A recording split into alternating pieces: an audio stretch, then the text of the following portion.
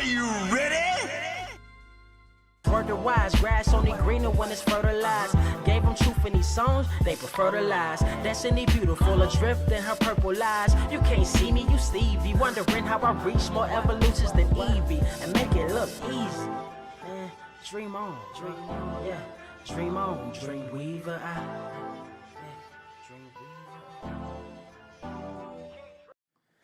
What is up, Earth's mightiest subscribers? It is your boy Ernie, the Blerd Without Fear. Got the homie Carter presents. Welcome to episode 304 of the Blerd Cave, the #1 comic book news stream on this or any other Earth in the multiverse that you can find not just here, but you can also find us on that Apple. You can find us on that iHeart, that Amazon, that Google, Spotify. You can find us everywhere good podcasts may be found. You might even be able to find us on RocksTube, for those of y'all who even know what that is. If you do, make sure you leave us a rating because it helps us find more viewers like viewers and listeners, actually, like yourself. I don't want to stand on too much ceremony because we got a lot to talk about, and there's some stuff that Carter and I just kind of remembered from some previous conversations that we had that we said we were going to save for the show, and we're going to do that right now. But first, Carter, how you doing, pimp? I am still sick, but I am getting better. Fuck it. Let's get to these conversations because these were some good ones. These were some good ones. I want to get to these. I want to get to these because these were pretty funny. I want to get there. We not even going to do this long, drawn-out joke of mine, even though I know a lot of y'all expect it, but expect the unexpected when you're listening and watching the Blerd Cave. Let's get to it. Let's do it.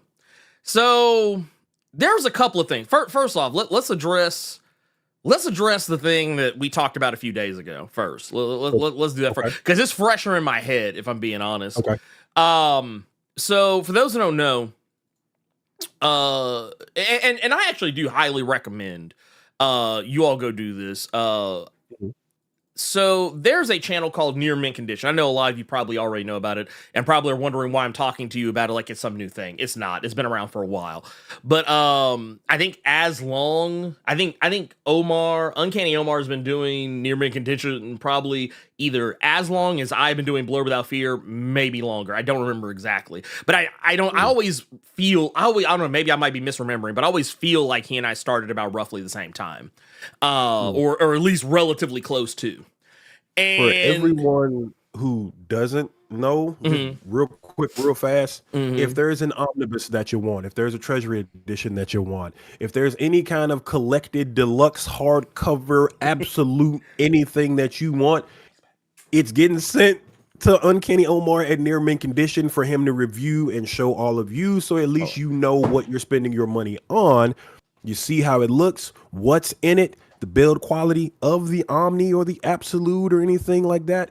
That way you're not just buying something on Amazon and you don't know what to expect when it get in your hands. You just know it's a book you want, but the quality might not be all there. He does an overall review of everything when it comes to those kind of formats. And if there are books where you don't even know that they're dropping, like solicits and things like that, he does that as well. But please go ahead. That's if you don't know who Near Mint Condition is. I would recommend it by all means. Yeah. No, I Near Mint Condition for me is very enthusiastic. Subscribe with notifications. And if y'all do tell them Blerd Without Fear sent you. But Blerd Without Fear and Carter put you on game.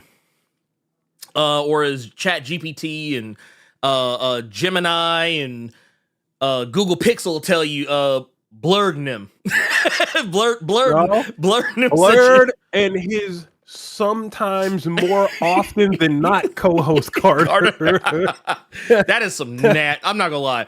Oh, that's the other thing. We're gonna talk about that too a little bit later, because that's not the only case of nasty work we talked about. But no,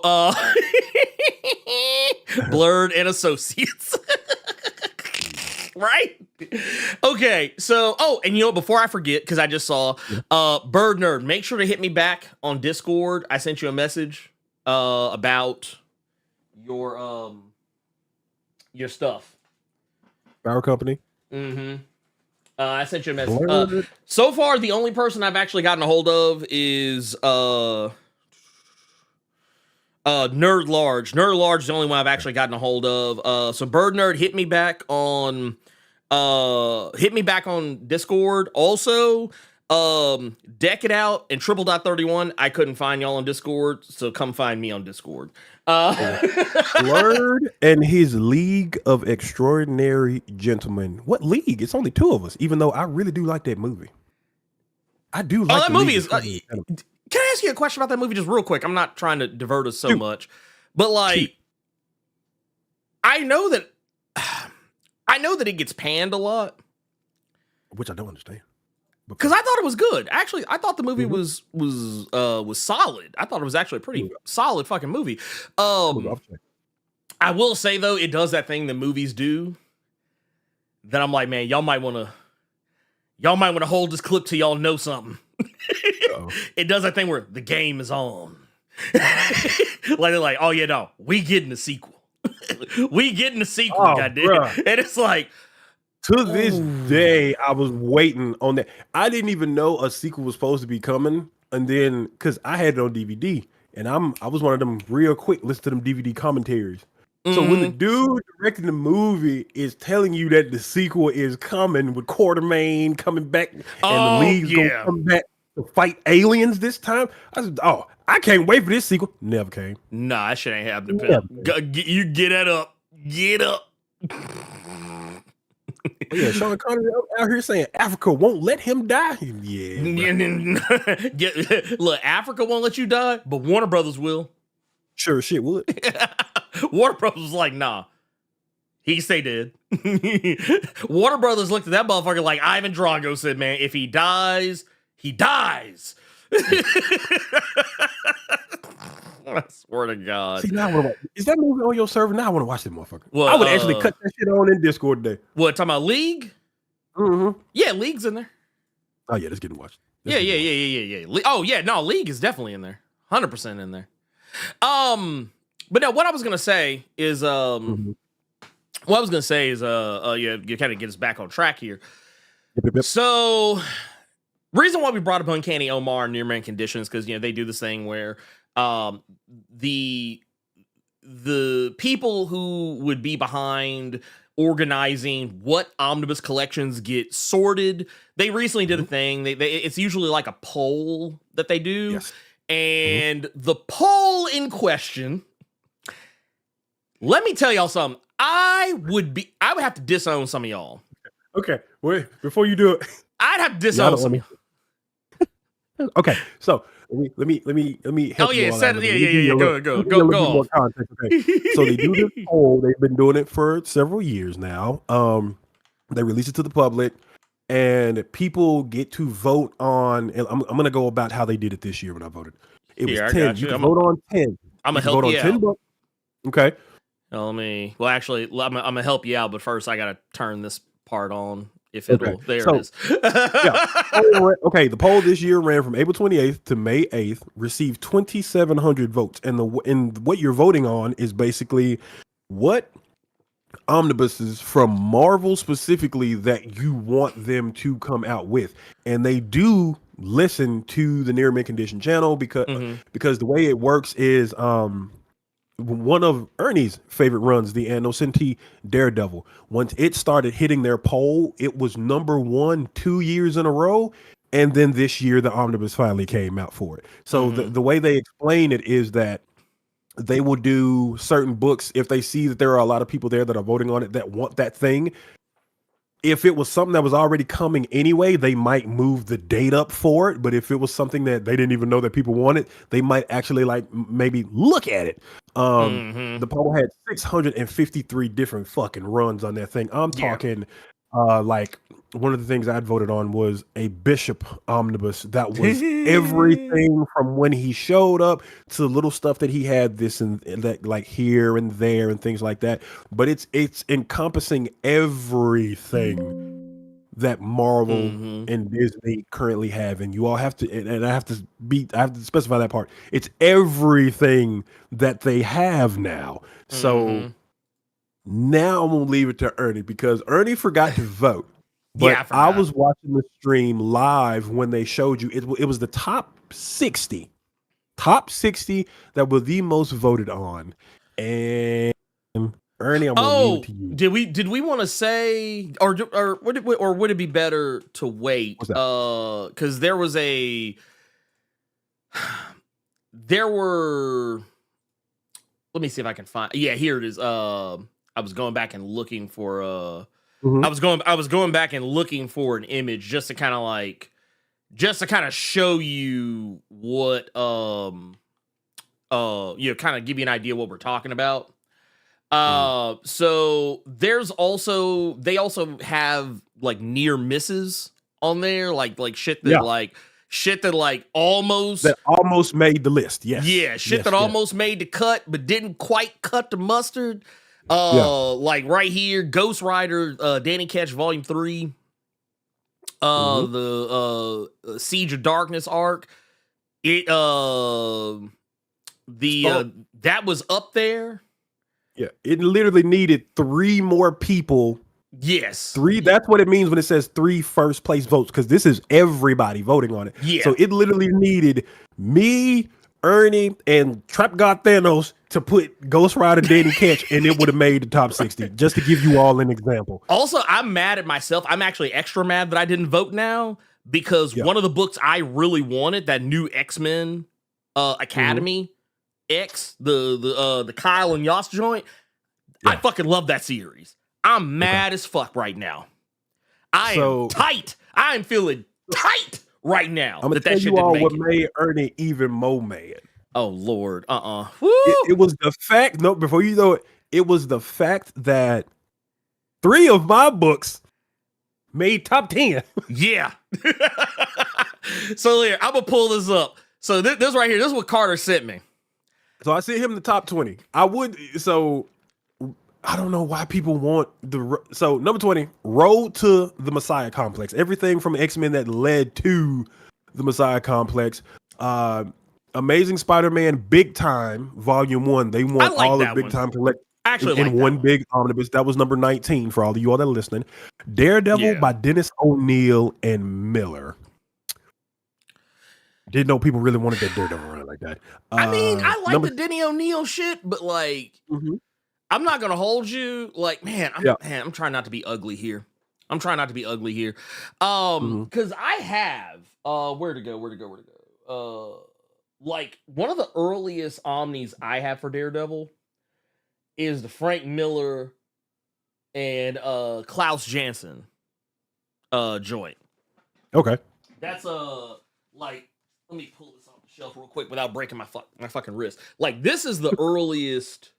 Here we go. This is the earliest one I've got so far. Okay. So I wouldn't have been against having that Denny O'Neil, but now at the same time, I would have rather had that goddamn new X-Men.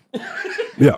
So if you want to pull it up real quick, because I'm actually trying to pull the video up just so I can tell you specifically what would be in these omnis. So the next one, 17 is the one. That was the one you were pissed about, right? That it was 17. That was gonna be Exiles Volume 1. Oh no! Oh, no. You were Generation X. You were Generation X. I was Generation X. Generation X is what pissed you off. Yeah, Generation X. I think that Generation X was number 22. Yeah. It's that was 22. It would have been half. It was half of the 1994 Generation X run.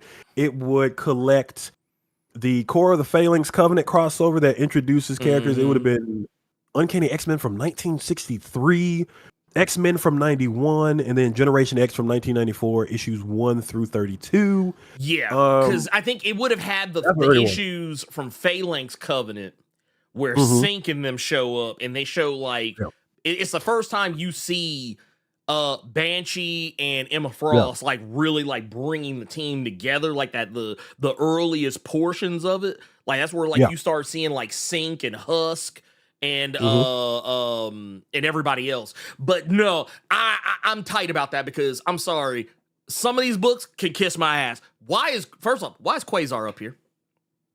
Who is checking for Quasar? I have questions.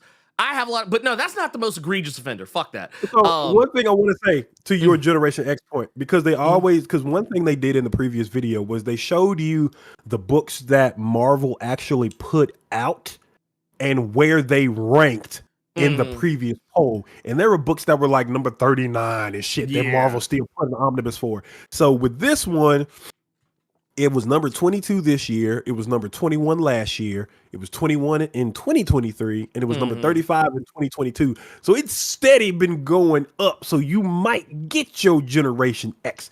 And Deck It Out saying, how is Spider-Girl way down at 36? Because that's how people voted. Yeah, that's people voted. Oh, I don't know why that was down so low. Was tripping at Gillen's fucking X-Men omnibus. Yeah, dude. No, I don't understand that. I don't understand that.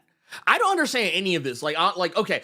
You know what? Fuck it. Let me take this down. Let me show y'all the real egregious offenders in this. Hold on. No. I'm gonna give you. I'm gonna screenshot and I'm gonna send it to you so they can see what number one. You got they got an actual image for it. Okay. I'm doing it right now. Got you. So yeah, like, I'm sorry, like, there are some books on these lists where I'm just like, stop. So what pissed Ernie off and where he went berserk?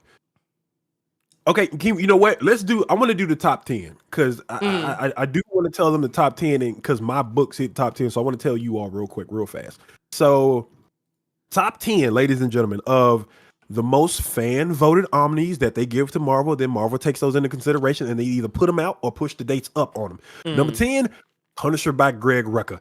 I was content with just that. Number 9 was X-Men Dawn of X Volume 2, Road to Ten of Swords, right? Yep. Number 8, another one of my picks. Wait, no. Stop. Road to Ten of Swords? Yes, sir. Okay, everybody who voted on that shit need their ass whipped. Everybody who voted for Road to Road to Ten of Swords, fired. Okay, hold on. Somebody just asked the question real quick. Hold on. You said would that? Okay, you said Road to 10 includes X Corp, right? It would include New Mutants 8 through 12, Giant Size X-Men Nightcrawler, Giant Size X-Men Wolverine. Wolverine 4 through 5, excuse me, and Giant Size X-Men. X-Men 8 through 11, it would include Empire X-Men, Marauders 9 through 10, X-Force 9 through 10, Giant Size X-Men Magneto, Giant Size X-Men Phantom X, Giant Size X-Men Storm, Hellions 1 through 4, Juggernaut 1 through 5, which pissed me off. I would not want to buy that just for the Fabian Nysans of Juggernaut series. Hold the fucking phone. Why is Juggernaut in the road to... He ain't got shit...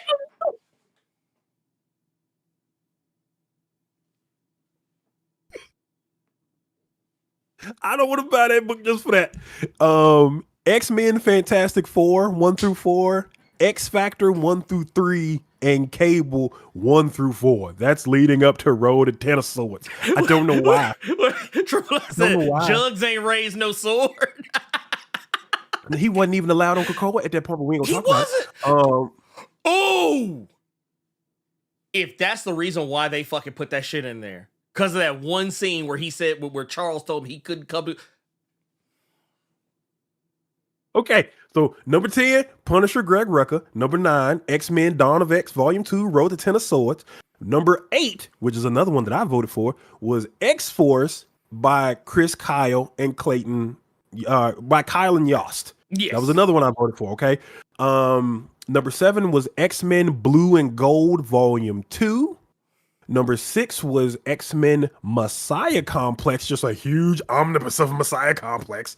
Number 5 was the third thing that I voted for, which was Moon Knight: The Modern Years. What that means is the Bendis 12 issues, the Moon Knight by Warren Ellis, Cullen Bunn, and Brian Wood with the Mr. Knight stuff. So that would be a 1 through 17. And then The Moon Knight by Jeff Lemire, all in one omnibus. Damn. And then 188 through 200 from Max Bemis, and just one book. I said, "Yep, give me that." So all three of the ones I wanted ended up in the top 10. So now that was number 5, Moon Knight: The Modern Years. Number 4 is, I guarantee you, where Ernie got a little bit confused and angry. Number 4, Indiana Jones: The Dark Horse Years. Wait a minute. First off. I'm sending it to you now. Yeah, I'm about to say, send me that bullshit, cause I got some. I got something to say. I got something to say about that nastiness, that disgustingness. Look at this bullshit, y'all. Look at this bullshit. Who voted for this? Who voted for this? It was number 61 in last year's poll and jumped to number 4 this year. How? How, Sway? How? Ain't nobody checking for them nasty ass Indiana Jones comics? According to all these old motherfuckers that's in them comments, when I said that, oh no, they mad. They offended when I said that shit. Boy. They deserve it. They should be. I hope they are mad. Fucking old motherfuckers. They ain't gonna live. They ain't gonna live to see this shit come out. Yeah. They ain't gonna live to see this shit come out. Check it out. The indie game could not have been that good. Right? Okay. Right. Because you all have to remember when it's Disney, it's Marvel, Fox, the whole thing. So it's Indiana Jones. Number 3 was hold on, let me put it back up. Number 3. Now this was the one Ernie and I both was just like, y'all ain't tired of this. Hold on, I'm gonna send you that one too, Ernie. Oh yeah. Number 3 that people that got a lot of the votes. People want a Civil War omnibus. Civil War was number 3. I don't even understand that. Like, dude, it's not that old. And it says in the notes that it can't be one omnibus. So a main book could include the main series, Civil War Avengers. The long and short of it is, that's 1,292 pages, but it still has 1,980 pages of Civil War left to collect. So that's 2 Immortal Hulk size omnibuses that you would have to get to get all of Civil War, or a main book and 2 companion volumes, kind of like they're doing with Secret Wars right now, where you got the Secret Wars omnibus and then you got the Battle War omnibus, that's volume 1 and stuff like that. But this was number 3. That they want Marvel to take into consideration and either put out or push up the date to come out, right? Number 2 was, I think, the only one that may have put a smile on Ernie's face, because volume 1 came out this year, and that's going to be Daredevil by Ann Nocenti and John Romita Jr. They want volume 2. That was number 2 on this list. So basically, the second half of the first omnibus, of course, that came in. Now, this is where Ernie screamed. Ernie, do you want to just go ahead and show them what's number 1? This is where Ernie, because I sent this to him it was like 8:30 at night when I was sending him shit, because he was busy, I was busy, and we finally got around to it. This was a whole last 10-15 minute conversation where that nigga was just mad the entire conversation. We didn't even tell him about. Hold on, the one that had me laughing was the top 60, because there was a certain thing that was in the top 60, and it was number 51. Number 51 was an Inhumans omnibus, Inhumans: The Early Years, and this motherfucker just goes, "Who playing humans on there?" And I about fell the fuck out. Well, but here's the thing. Okay, so I get it. It's that Jack Kirby shit. Because if you're doing Inhumans early years, you're doing Jack Kirby. So don't get me wrong. Jack Kirby, I love that man to death. But Inhumans was wild cheeks. Let's just go ahead and accept that. That was a consolation prize for New Gods. That's all it was. But I'm just like, bruh, what is this? Who voted for this? Who? It says it would collect everything in humans from their debut to prior to the 1998 series. This could be one massive omnibus or two reasonably sized. Don't look at me like that. I'm just telling you what it said. Now, let's go back. Let's bring it back to number one. Yeah. Number one is the one. Well, number four already made Ernie mad, and then he saw what number one was. It was Indiana this Jones, again. the original Marvel years. Everybody who voted for this need they ass whipped. Everybody who voted for this, I'm sorry, I'm not trying to incite violence, but I'm gonna tell y'all right now. Everybody who voted for this need they ass whipped. Like I'm talking, drawn and quartered. For those that know what that means, drawn and quartered. You had people screaming that somebody learned how to game the system. They said somebody had some bots accounts that voted. And then somebody in the comments, I'm looking at it right now, said, you know what we need, Ernie? Do you know what we need in 2025 right now? We need Jason Aaron or somebody of that quality on a new Indiana Jones series like yesterday. I mean, look, here's my beef, though. Here's my beef. My beef is that, dude. Okay. Ooh. Okay. Who gonna buy this? Before you answer that, before anybody answers that question, Shauna Rain said, "What's next, Alf?" Here's the funny thing. Oh, don't give them no ideas. No. So I'm gonna tell you, Near Mint Condition already did that.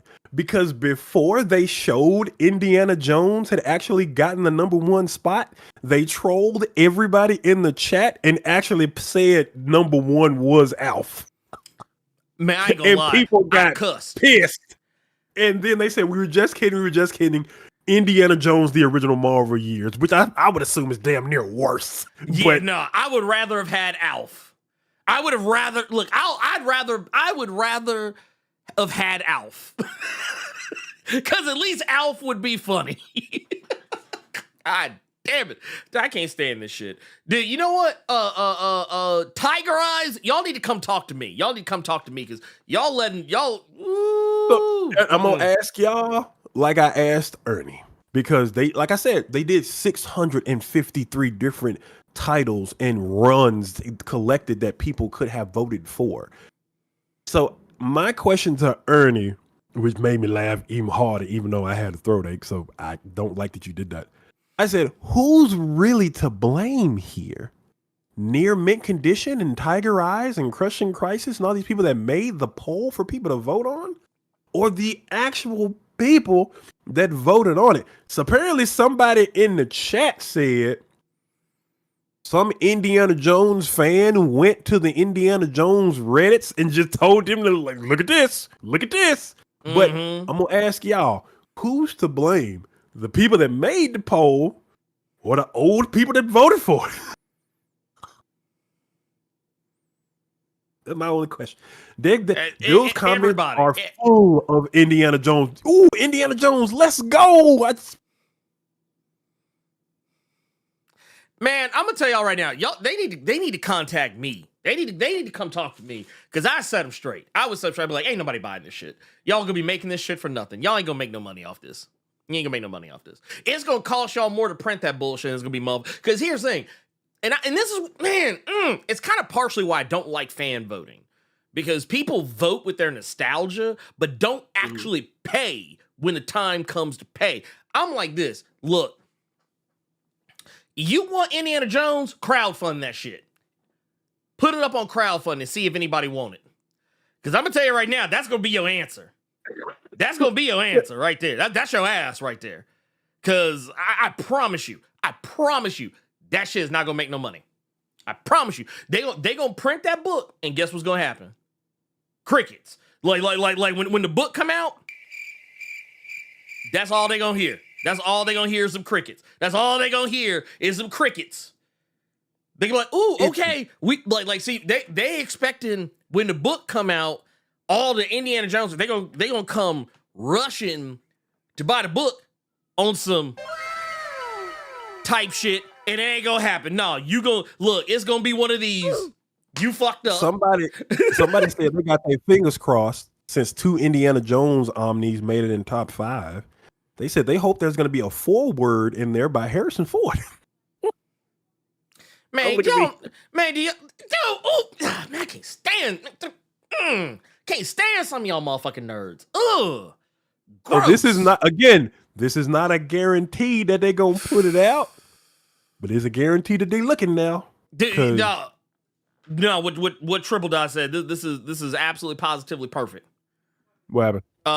It'll be half off on thrift books. Quick! Oh no, I'm gonna promise y'all, I'm gonna get a phone call from Carter like inside of 6 months, and or no, not even inside of 6 months, but inside of 2 months of that shit being out, and he'll be like, man, guess what? You know that little shop I like to hit up? Man, I see like 30 of these hoes in the bargain bin. I could not believe that Indy made the top 5 twice. One for the Marvel shit, one for the Dark Horse shit. And the Darth Vader by Greg Pak was nowhere to be found. And I'm talking about You City's Black. Was there any Star Wars omnis on the list? I thought I saw not in top 10, not in top 5. I think there was a legacy one, but yeah, no, we want Indy. We don't. Yeah, want Han. I don't. Yeah. According to these people, we want Indy, not Han. So happy to see Indiana Jones at number 1 and number 4. It was I hope we get the omnibus and new original comics too. We have waited 16 years. Well, guess what? Ooh. Y'all going to the grave not seeing that shit. With this many votes, if the Indie Omnis happen, there better be reports of big time sales numbers, because somebody said when ROM was on the poll, people doubted it would sell. Don't underestimate the demand for 70s and 90s books. I'm going to tell you why that was funny to me, specifically ROM. You know, one book that I always see in the bargain bin on in stock? Oh, yeah. Fucking ROM. Dude, that's cope. These motherfuckers, like these old ass. Look, I'm sorry, I'm an old motherfucker too, but these are motherfuckers that are like older than me saying this shit. It's some old heads in there talking about some. Oh man, see, y'all just don't know how to appreciate. What was that shit you sent me where the motherfuckers they was I'm looking, yeah, they was mad. I'm looking for it now. Talking about some I think people are just are fans of just Marvel heroes through no fault of their own. It's what's available. Really underestimate both the quality and popularity of non-Marvel IP. No, fuck out of here with that shit. We know. Oh no, dog. Apparently we don't. You better put some respect on Indy. You better put some respect on the man. No, hey, man, fucking you got the whip for a reason. Look, I'm sorry, but no, stop. Oh, bro, somebody said, man, no Captain America, no Venom, and no Silver Surfer, but we have 2 crappy Indiana Jones books in the top 20? And here's the thing. The reason why that whole thing sounds so fucking stupid to me is because here's the deal. Yeah. This was for Marvel shit. Now, to be fair, it also encompassed properties that Marvel, by direct result of Disney owning Marvel, thus owning all these other properties, they can do Buffy. Hell, they could do because Buffy was on the list as well. Buffy was on the list. Yep. So yeah, they could do Buffy. They could do all they could do like a Firefly or whatever, like even if it wasn't Marvel. But here's the thing. Ain't nobody checking for that shit. Like, okay, you would have had better luck with a Buffy, with a Buffy omnibus. You'd have and that's with Joss Whedon's name attached to it. Mm-hmm. That man is literally poison right now. Man is poison. untouchable. And I don't mean untouchable as in he can't get in trouble. I mean he's untouchable because don't nobody want to touch him. Don't nobody want to bring his name up. When somebody talks shit about we have 2 crappy Indiana Jones books, this is where Ernie got mad again and I started laughing. Somebody responded to that comment saying, crappy? Those Indiana Jones books are excellent. You young people need to read these classics. That's some old nigga shit. That's some old nigga shit. I'm sorry. That's some hoe ass nigga shit. I'm sorry. That's what that is. That's some hoe ass nigga shit. I said it. That's right. I said it. I said it. Die mad about it. I said it. I said what I said. I have no dog in this fight. 3 of mine made top 10. I'm content and happy. I ain't got a dog in this fight. You got me. Hey, you might. You since you already got half of the Anno Senti stuff, you might get your second. You might get your second sooner rather than later. I'm trying to get you to find some kind of silver lining.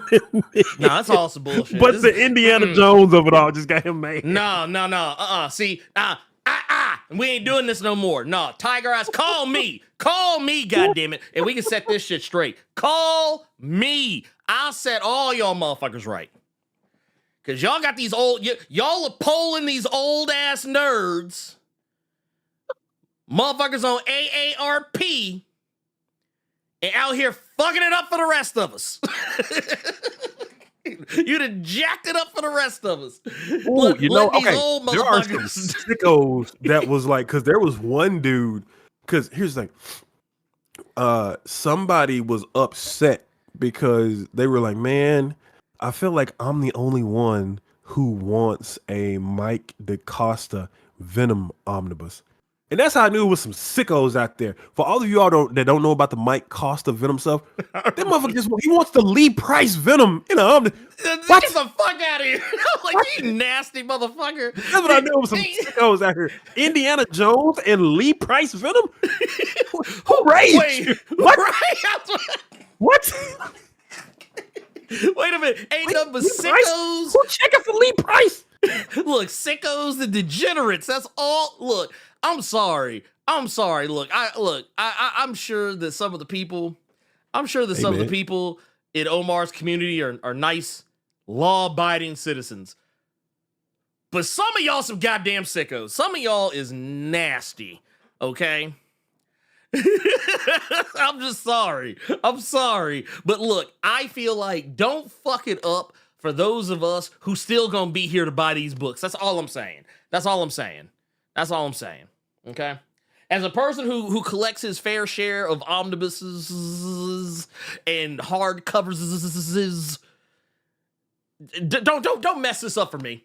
Don't mess this up for me. Like allow us to have nice things, okay? So that was a take from the wretched dung eater.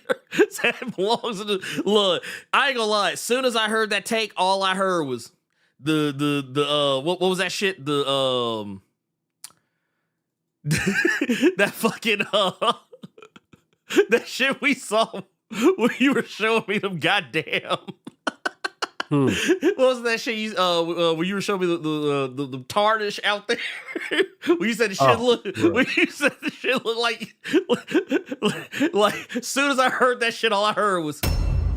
That's all I heard. Oh goddamn! like dog. Like y'all got 2 indie run. So I like how some people are actually. There are some people out there that like actively want, like the indie fans want these to come out. But even the people who like are like Ernie and like some of y'all in the chat, they want Marvel to put these Indiana Jones omnibuses out. But the reason they want them to do it is so that these motherfuckers don't ever show up on the poll again. Oh yeah, no, same. Because I'm like this. You had your chance. But we ain't got to never see this shit again. Dude, I'm not gonna lie. That's the only good thing that comes out of this for me. This is the only good thing. This is the only good thing that comes out of this for me. Because I'm sorry, but look, I'm sorry, y'all, but every time, like every single person that voted for that shit, unironically, you got to go. You got to go. You got to go. You got to go to the Shadow Realm. I'm sorry. You got to. I'm sorry. It just is what it is. I don't make the rules. I don't make the rules about this shit, okay? Fuck out of here. Anyway, I do want to say that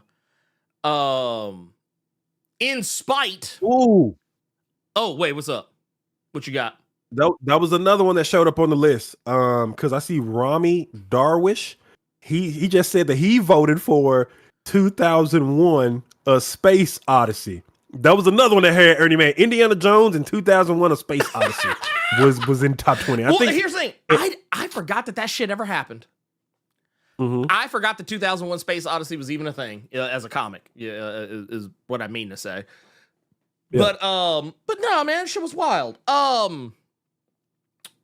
Let's real quick, because I don't want to lose sight of any of this. We got a super chat from the homie Gearless Mo, the director of S.H.I.E.L.D. Hey. Says these vote results sound like a Black Friday sale notice, offering things they had in bulk and losing money on and making it seem like a great sale to the ignorant. Also, Reddit will support any, and this is why I can't stand that shit. This is why I really don't like when people try to weaponize Reddit in order to boost numbers on shit. Because, okay, I want to remind you guys of something. This is from the, and I know some of you have been on the channel for a while. You know what I'm about to bring up. And it's the X vote. It's the X vote. It's always good. All roads are going to come back to the X vote for me. And I'm going to tell you why. Because I remember every single time the X vote came around. I remember every time. Do you know what would happen, Carter? People would go online and try and drum up. They try and gin up support for characters that they liked, but for a book they ain't gonna read. So now, like, I remember when Polaris won that shit, because I remember that was when I was actively on Twitter. I was seeing fucking whole movements of people trying to push to get Polaris on that team. Like, that motherfucker ain't ever been an X-Man before. Everybody was doing this shit. They're like, man, I just really want to see Polaris on the X-Men team. I just really want to see Polaris on the X-Men team. That motherfucker used to be on the team. Why y'all acting like she ain't ever been on the team before? Why? Why are y'all trying to pretend and rewrite history? Why are y'all acting like y'all are whole ass reality warpers, acting like she ain't ever been on the team before? And here's the thing. You want to hear the craziest part about this? Put it up. Most of these motherfuckers didn't even know it was for a comic book. These were all people who thought, for the movie? They thought that, this is going to get Polaris in the MCU. Nigga, this was 2021, 2022. We still ain't got no trailer for no X-Men, nothing. They ain't even cast nobody yet. I was like, we ain't even talking about no X-Men movies. We just now really talking about X-Men movies now. And here's the thing. Everybody on here, I was like, bruh. Even Jerry Duggan said it should have been Tempo. This was back when he was writing X-Men. He said even Jerry Duggan said it should have been Tempo. He said that was his vote. For the X vote. And here's a more I remember, because this other one was nasty work too. This was nasty work as well. This bullshit right here. Firestar. Man, I just really want to see. I just think that Firestar really deserves a chance on the X-Men. Y'all act like this heifer don't hang out with the X-Men. Like she ain't ever hung out with them before. Also, y'all acting like she ain't ever had her own book before. Yeah, that's right. Books y'all nasty niggas didn't buy. And then check this out. Once again, the same folks that were crying for that heifer to be on the team, guess what they didn't do? They didn't buy the book. That's what it always comes down to. It's when people weaponize that shit online, you get people voting in mass for some shit that they're not going to engage with later. So like by the time these books, these X books were coming out, these weren't the people who were going to be reading them. Yeah, they found some reason up. Nah, Hickman not even over it anymore. Yeah, okay, bro. So that's my one thing. They weren't even saying that. They were not good. They were never in any danger of reading that shit. Ever. Levester just brought up a good point. Y'all wanted Polaris on the X-Men team, but like she was on X Factor chilling, and I don't even know. And that book got canned, and that book was good. I liked that. Yeah. Matter of fact, I don't know how true this is, but I remember Leah Williams, who was the writer of X Factor at the time, actively said that I don't know if she's maybe not exactly to this degree, but she basically kind of intimated that was part of the reason why X Factor got canceled. So yeah, man. Indiana Jones, are y'all still gonna be alive if Marvel puts it out in a couple of years? And will y'all even have the arm strength to lift that goddamn? They ain't gonna be able to lift that shit. They ain't gonna be able to lift that shit. They need to get the fuck out of my face with that shit. Stop it. Because y'all in y'all 70s and in mid 80s, y'all can't lift that shit. The wrists don't work the same, big dog. Yeah, trying to hold that motherfucker like this one time. You gonna have to get one of them podiums. Baby, give me some big game so I can hold this motherfucker. Wait a minute, no. You know what they gonna have to do? And do this with Indiana Jones for an extended period of time. Like no. Well, have you ever have you ever seen like when you be at church and they got the they got them lecterns where they sit the big ass the lectern where they sit the big ass Bible up on. That's what you're gonna need. Yeah. You're gonna need one of them. You're gonna have to get you a lectern in your house so you can pick the book up and set it down on that and then just kind of look at it as you read. That's some nasty shit right there. That is some nastiness. Was that the Peter David era of X Factor? No, that was Krakoa. Yeah, that was Krakoa. That was Krakoa. Yeah, we're talking about Krakoa. This was, and I'm not gonna lie. Some of y'all letting me down. Because I actively covered that book. I actively covered that book. Because I saw somebody say it about Juggernaut too, because I was actively covering Juggernaut as well. I was like, man, I said, this just shows me that, man. I don't want to buy some of y'all ain't in the notification squad. Y'all ain't in the notification squad.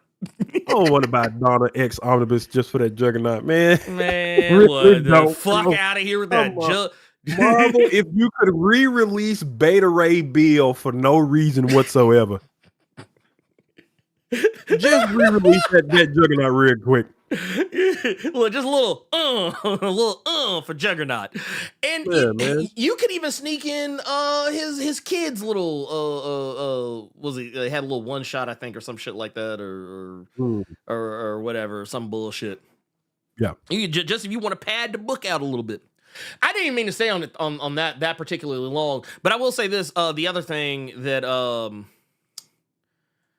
one of the other things that came up, you asked me about the Ta-Nehisi Coates Black Panther run.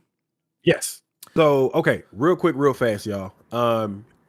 Ernie has the Ta-Nehisi Coates omnibus. I had the Ta-Nehisi Coates omnibus. Actually went and sat down to read it front to back. I was going through Nation Under Our Feet, and then just I couldn't. It didn't hold my interest. I went to Intergalactic Empire of Wakanda. I was reading that. I was finishing that. Took it to a comic shop, traded that shit in.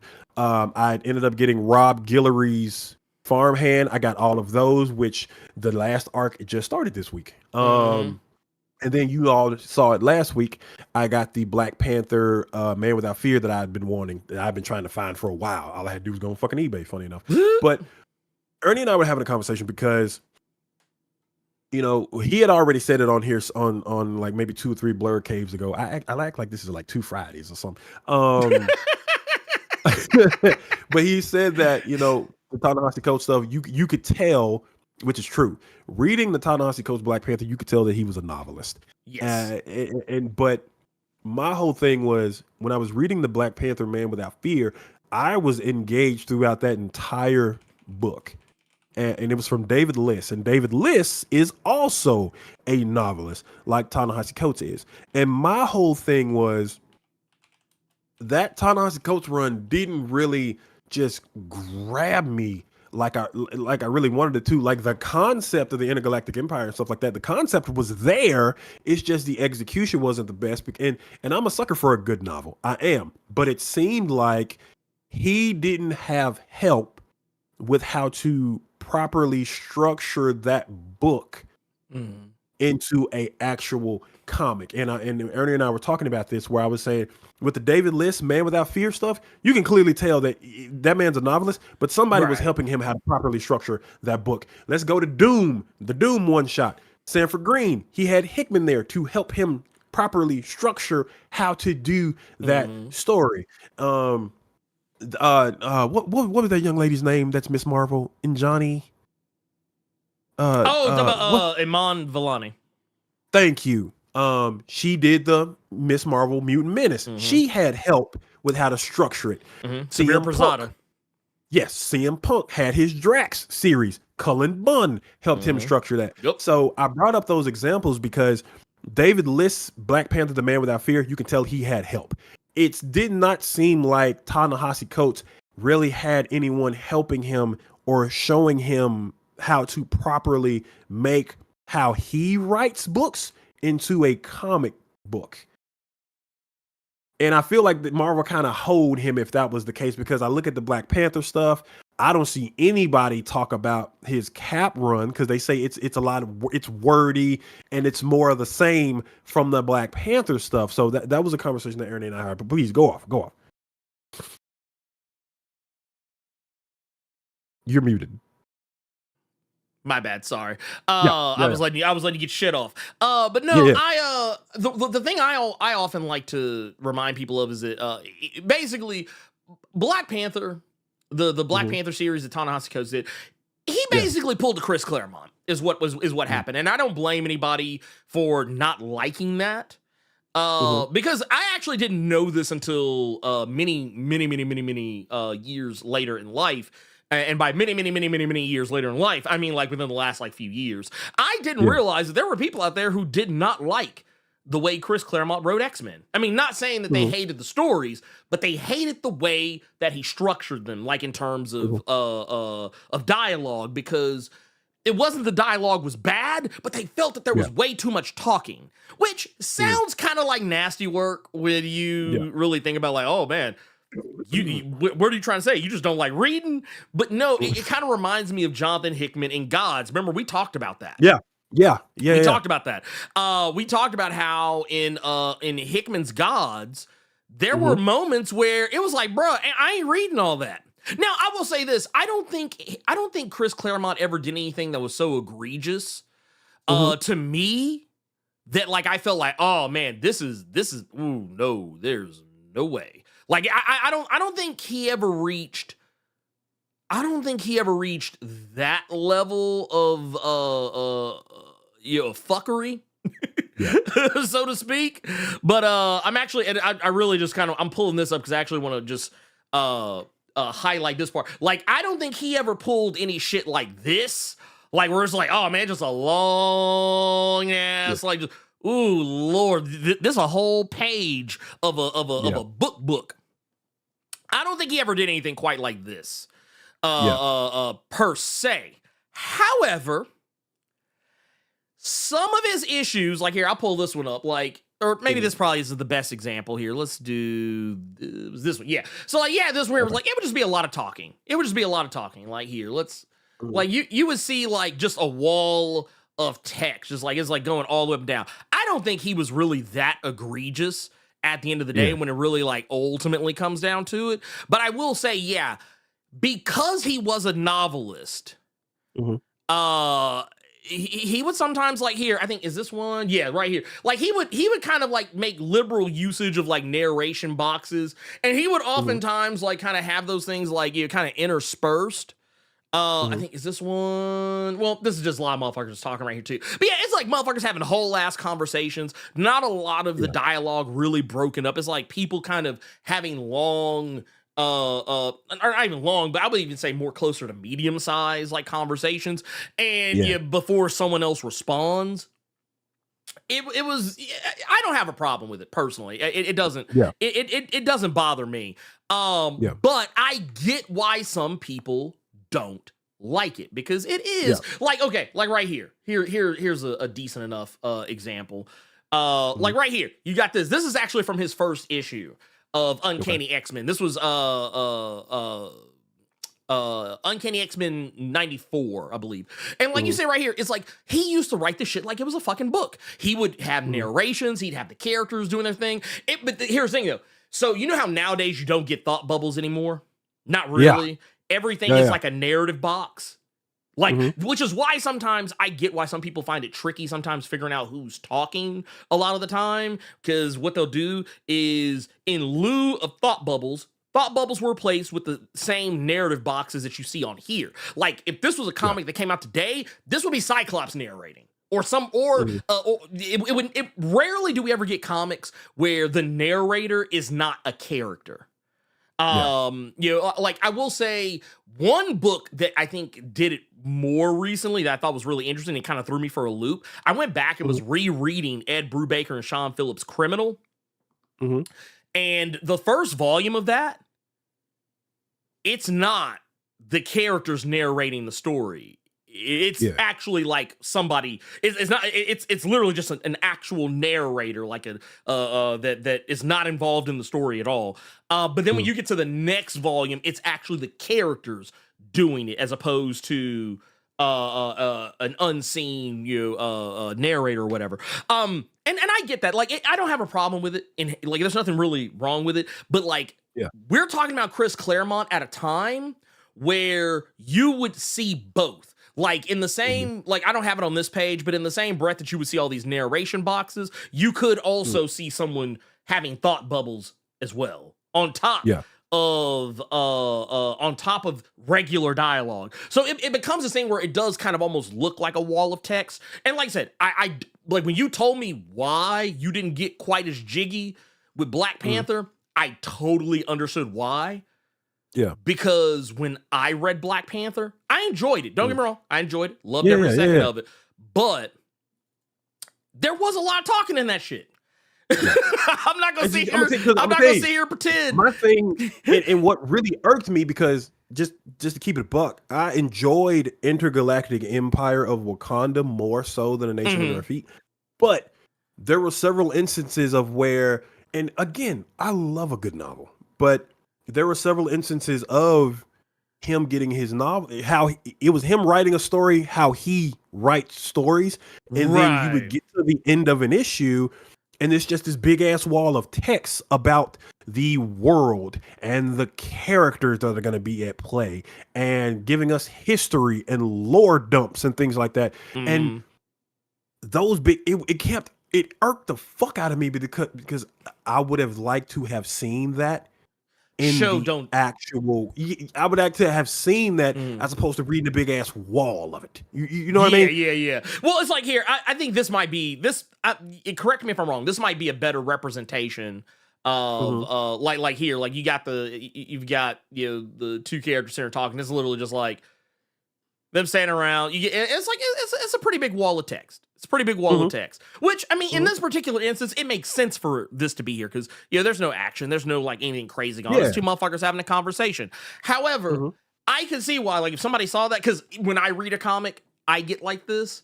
When I'm reading a comic, I'll be, kind of scrolling down, my eyes, like, kind of just beaming along the words. And when I turn a page, because that's what I usually do. When I first turn a page, my eyes kind of do a little quick, like, and then I start reading.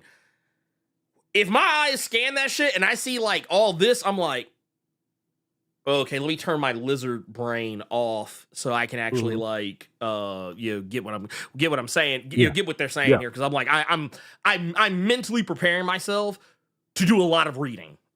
Which, and to be fair, I probably have those instances more often than most people do, because I'm pretty sure I have some kind of undiagnosed neurodivergence of some sort. But no. I don't know. I totally get it. I totally get it. But yeah, basically, I feel like, yeah, when you have somebody who is typically a novelist or an essayist, I feel like they probably should have. I kind of get. I do understand the allure of not having someone help them, because your logic is probably that, oh well, this person's really popular, so the people are they want to see them. They want to read their words. I get that, but sometimes it is nice to have someone to kind of back you up. Kind of like what you mentioned. A perfect example is Jonathan Hickman backing up Sanford Green on. Which, let me get this off. Please let me get this off. Oh, do you Screen Red? Y'all ought to be fucking ashamed, because Sanford Green even posted it that Robert Downey Jr. in him getting ready for the Doctor Doom role, he's reading that Doom one shot. But Screen Red put that this was a Doom one shot by Jonathan Hickman. Yeah, that was. I'm not gonna lie. That's a fucking violation. Here, hold. That's a violation. I got you right here. Bam. This is it right here. This is it right here. And I said something about it. I haven't gone back and looked. Shit hurt me, man. But yeah, this is. Yeah, look at this shit right here. I want to zoom this in just a little bit so y'all guys see what we're talking about. Right here, a copy of Doom #1, written by Jonathan Hickman. Now I want to bring something up here, and I want to explain something, because I would understand if some people don't know how or why this works. Because I mean, like I said, I'm one of those guys. I'm a student of the game. I'm a student of the game. So I want to show you guys something. Look at this. So when you see two writers listed, the writer who is first, the writer who gets top billing, typically is the motherfucker who wrote, the majority of what was put up. Usually. Not 99.9999999% of the time. Now there are some instances where it's a little more even, but if you actually read the here, let me pull this down. If you actually read the this edition right here, this beautiful edition right here, it's rather lovely. It is rather lovely here. If you actually go back into the back matter. I'm so happy you doing it. That's Rick Ruff in the book. He even said it. Yeah, Hickman said it, and I'm not bullshitting y'all here. There's a part where like they're actually talking about the and I think it's actually more in the middle of the book, because there's also a point where they show like a lot of the sketches and whatnot. I found it. Yeah, I found it. It's actually the first note. Basically he says. Right here, I'm gonna read this out loud. Okay, Sanford, this basically sticks to the overall shape of the story you cooked up. Big, very cool stuff with some perfect small moments peppered throughout. Overall, I think this works, but as you're the guy driving the car, boom, feel free to add, expand, or contract in any place you think it serves the story. Once you're done, we'll go over everything again, and then I'll script over what you've drawn. So basically, Sanford was the lead. Anyway, so I just wanted to put that out there just in case anyone didn't know how the game is played. Yeah, that was I saw that and was pissed. But let's to get back to the what you were saying that the Sanford Green and Jonathan Hickman was a good example. Yeah, you need somebody to back you, man. You need somebody to help you do stuff. Oh, I also want to point out something else. Something else I didn't think about until like after we had talked about this. Yeah. Did you notice they spelled his name wrong? Whose? Sanford. No. They called him Stanford. They called him Stanford Green right here. Stanford Green. So not only did y'all disrespect this man and not give him his writing credit and pretend like Jonathan Hickman wrote this shit by himself, but you also spelled the motherfucker name wrong. Interesting. That's a choice. That is a whole choice right there. That's a choice. That's a choice, motherfucker. I'm sorry. Anyway, let's get back to super chats. We got one right here. This is Chi-Town Dan. The last Krakoan says, my fellow old head comic nerds, knowing we could have gotten an Afra or Pac Vaderbus, you have failed me for the last time. Dude, here's the thing. You know what I've been waiting on here? Because I'm glad you said something about that Afra. Yeah. Ooh, whew, this motherfucker almost as big as that Immortal Hulk. This right here, I've been waiting on them to release the second the second part to Volume. this. Because there's two. Did you? I don't know if you knew this, Carter, but they had because this only takes you to the last issue, which was 40 of the initial Dr. Afra run. They had a whole ass other run after that. Ooh. And I think maybe a second one too. Or not a second, but maybe a third one. I know they got some more Afra on the way. But yeah, so we're getting hoed. We're getting big time hoed out here. And 3 votes from just hitting at least top 60, but you got 2 indie books. Man, ain't that about a bitch? Damn. I'm sorry, man. I can't stand this shit. And that's funny, bro. That's funny. Please believe I cooked Screen Rant shit, by the way. Yeah. Actually, I want, you know what? That was gonna be something I actually asked them, and that X1 brought up. And Disney needs to stop fucking around and give her a show. Has she been on a show? Maybe. Okay, so giving someone a show, I know, is one thing, but the Star Wars stuff with Disney with the shows, they like doing them like little winks and Easter eggs. Has she shown up in anything? Because I know they've had the Rivals, or not Rivals. Rebels. I know they've had people like Easter eggs and Rebels and shit like that. Has Dr. Afra showed up in anything show-wise? So the closest we got to Afra showing up in anything is that. So you remember, Book of Boba Fett? Yes. So you remember how they had Black Chrysanthemum, or they just called him Chrysanthemum on on the show. Black Chrysanthemum is from her book. Oh wow. That's the closest. Like, because I remember when I was watching Book of Boba Fett, because of the fact they had Black Chrysanthemum there, and that's one of her partners. That's one of her most frequent collaborators.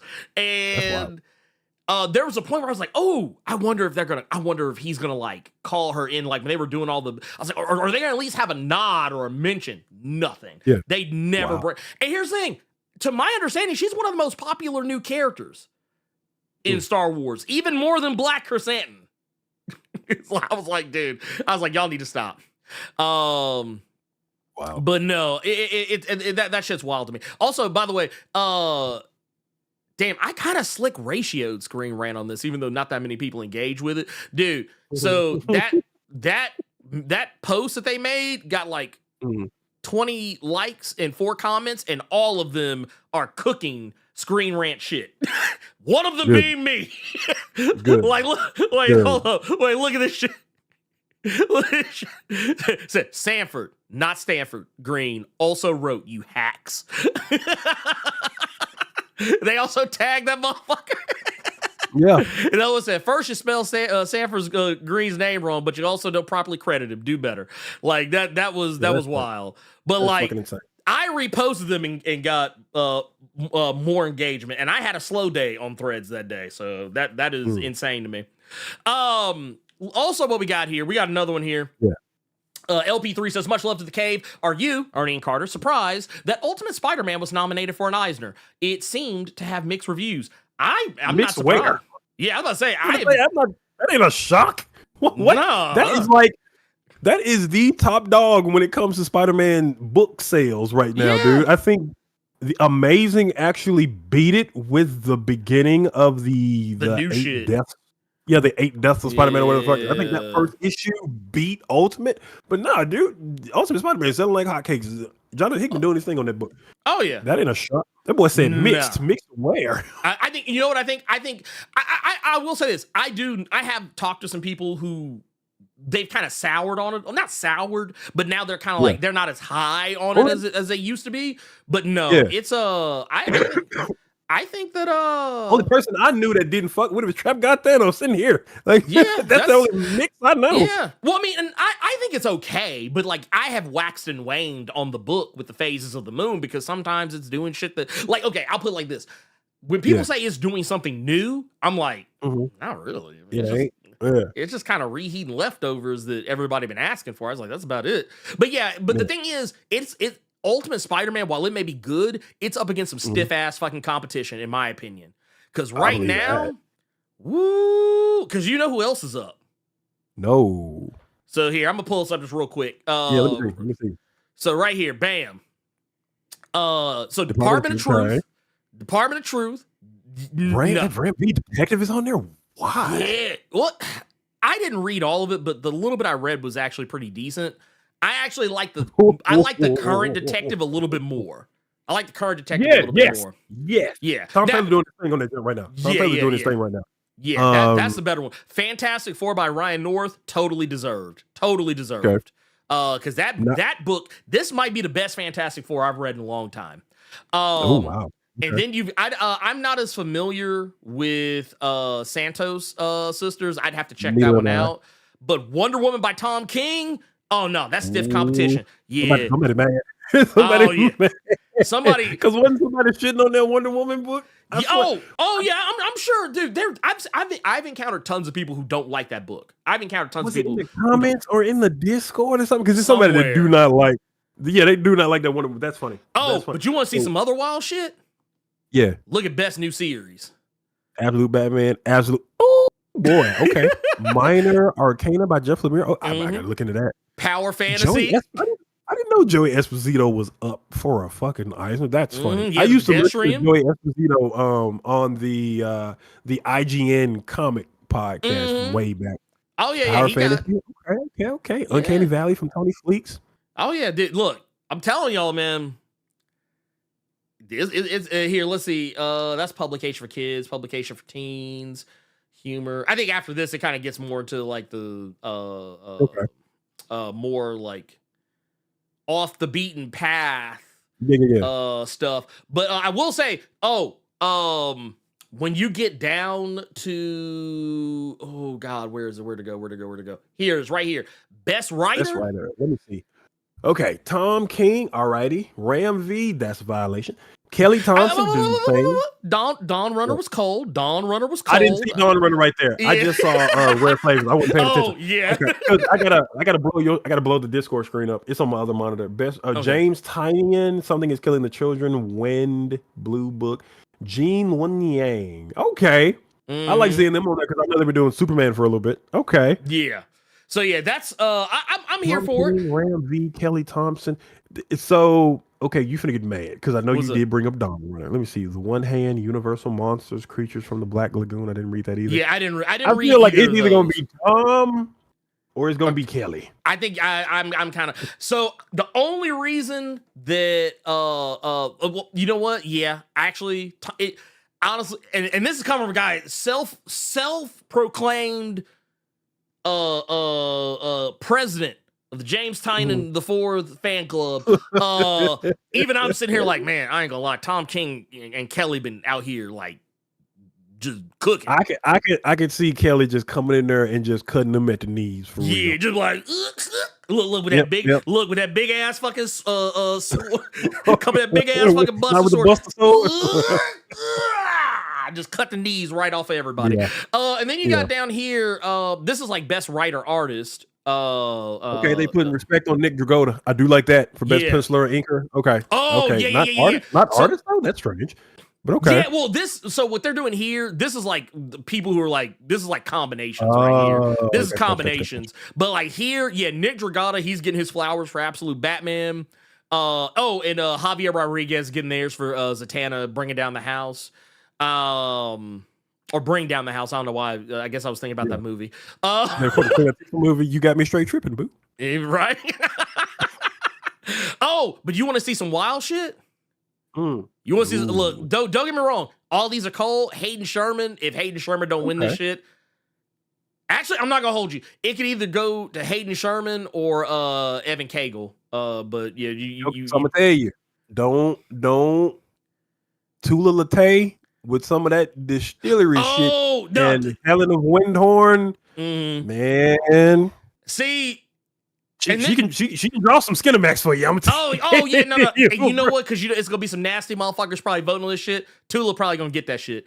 Also, I will say this. Bilkis Evilly, because I don't know if you read Animal Pound. Them covers are kind of tight.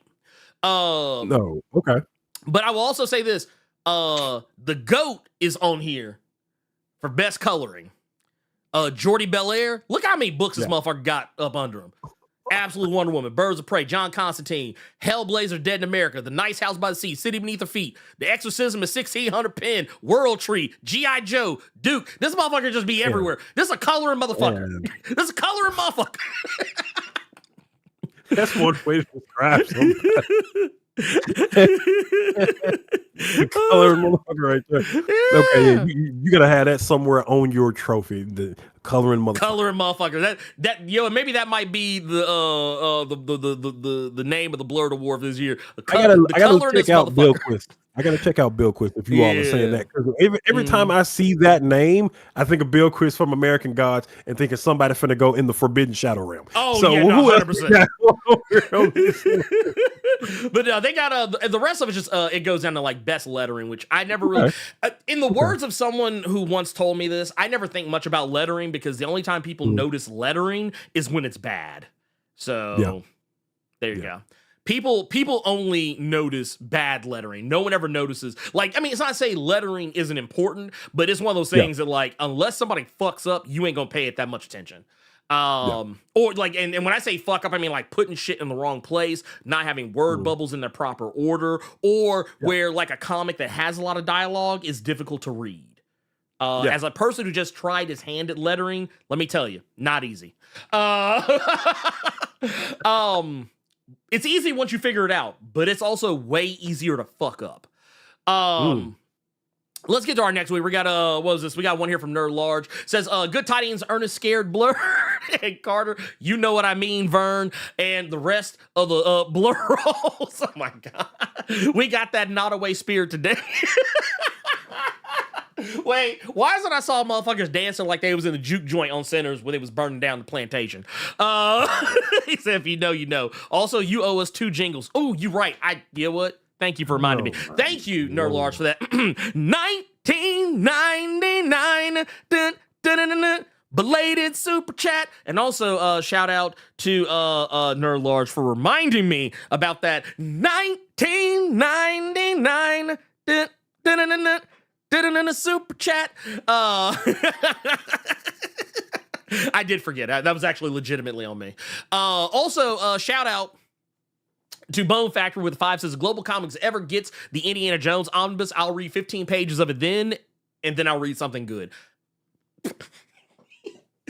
I can't say anything. We also got Jeremiah Klink out here with a 10. Says, what's up, Blurcoa? Sorry I can't stay for the stream. I had my dad's funeral. Oh, no, no, hear that, brother. no. I'm sorry, man. I'm so sorry to hear that. Says, I'm sorry to hear that, Jeremiah, man. Man, hey, look, that is as a I empathize. So and yeah, I'm not even gonna make it. I don't want to make it about me, but I empathize with you. Says, but gotta go. But I'd like to thank you, Carter, and Robo for making me laugh and smile this week. Make sure to get those likes up. We appreciate you. Hey, man, I'm happy we can make you laugh, bro. And I'm happy that they let you out of the clink to go to the funeral. I'm happy. And then we also shout out to Michael DeFonte hitting us up in the Blur Club. Goldmine, I believe it were. Says a good way to support the channels by clicking the like and thumbs up button. It goes a long way to help growing the channel. Hey, we appreciate you for helping support this channel and also spreading the good word about what we do. So, and yes, please, if I know we kind of been bullshitting a little longer than usual, but we're about to get to our shit. I promise you. But we were just having way too much fucking fun. That's usually what happens. I sometimes feel like we could actually just have a whole show where we just bullshit. Like that might, I don't know. I don't even, you know what? I don't even feel like that was bullshit because we kept it comics. And I actually did, you know, and I did want to hear, that's why I stopped us from talking when you brought up Chris Claremont, because I actually wanted to know what you meant. And I said, you know what, this would be good for, I think this would be good for everybody to hear, because I actually want to know what he means when he says Chris Claremont when it pertains to X books. But yeah, let's get to the nitty and gritty. Let's start with Casey Jones. Let's start with Casey Jones. Let's. So for those that don't know, what's that? Woo.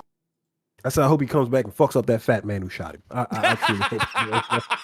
You don't know how mad that shit made me. You don't know how mad that made me. Somebody got to get that man. With a vengeance. I hope he just. Oh, I can't wait till he fuck up that fat man. I can't. I'm actually looking forward to when Casey gets his lick back. Because I'm about sick of D.A. Hill. I'm about sick of that motherfucker. He got on my last nerve. I'm cool with April, with her Casey Jones shenanigans. Oh, yeah, no, 100%. 100%. I need Casey proper to get his get back for that getting shot. Like, no. Oh, yeah, no, 110 million. The fat man needs to catch it. He needs to. Oh, yeah. Now, so, Carter, I don't know if you knew this. I don't know if you knew this prior. But, and yeah, some of y'all, maybe y'all knew this. I'm not going to sit here and profess to know what y'all do and don't know. But did you know it's been like over 30 years since Casey Jones has had a comic of any sort? Fuck, we're getting old. Yeah, right? So basically what's going on here, for the first time in over 30 years, IDW is going to be bringing out a 6-issue miniseries.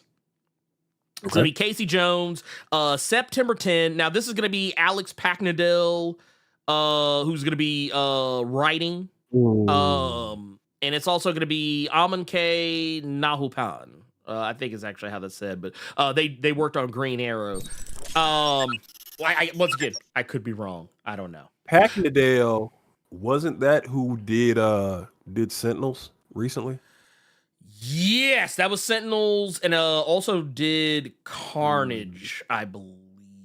I could be misremembering, but and if I remember correctly, it was when the Carnage thing was going on. That was when like it was Carnage like going off on his own, like not with Cletus Cassidy. Which I dug that series. It was weird, but it kind of felt out of place for Carnage, but yeah, it worked.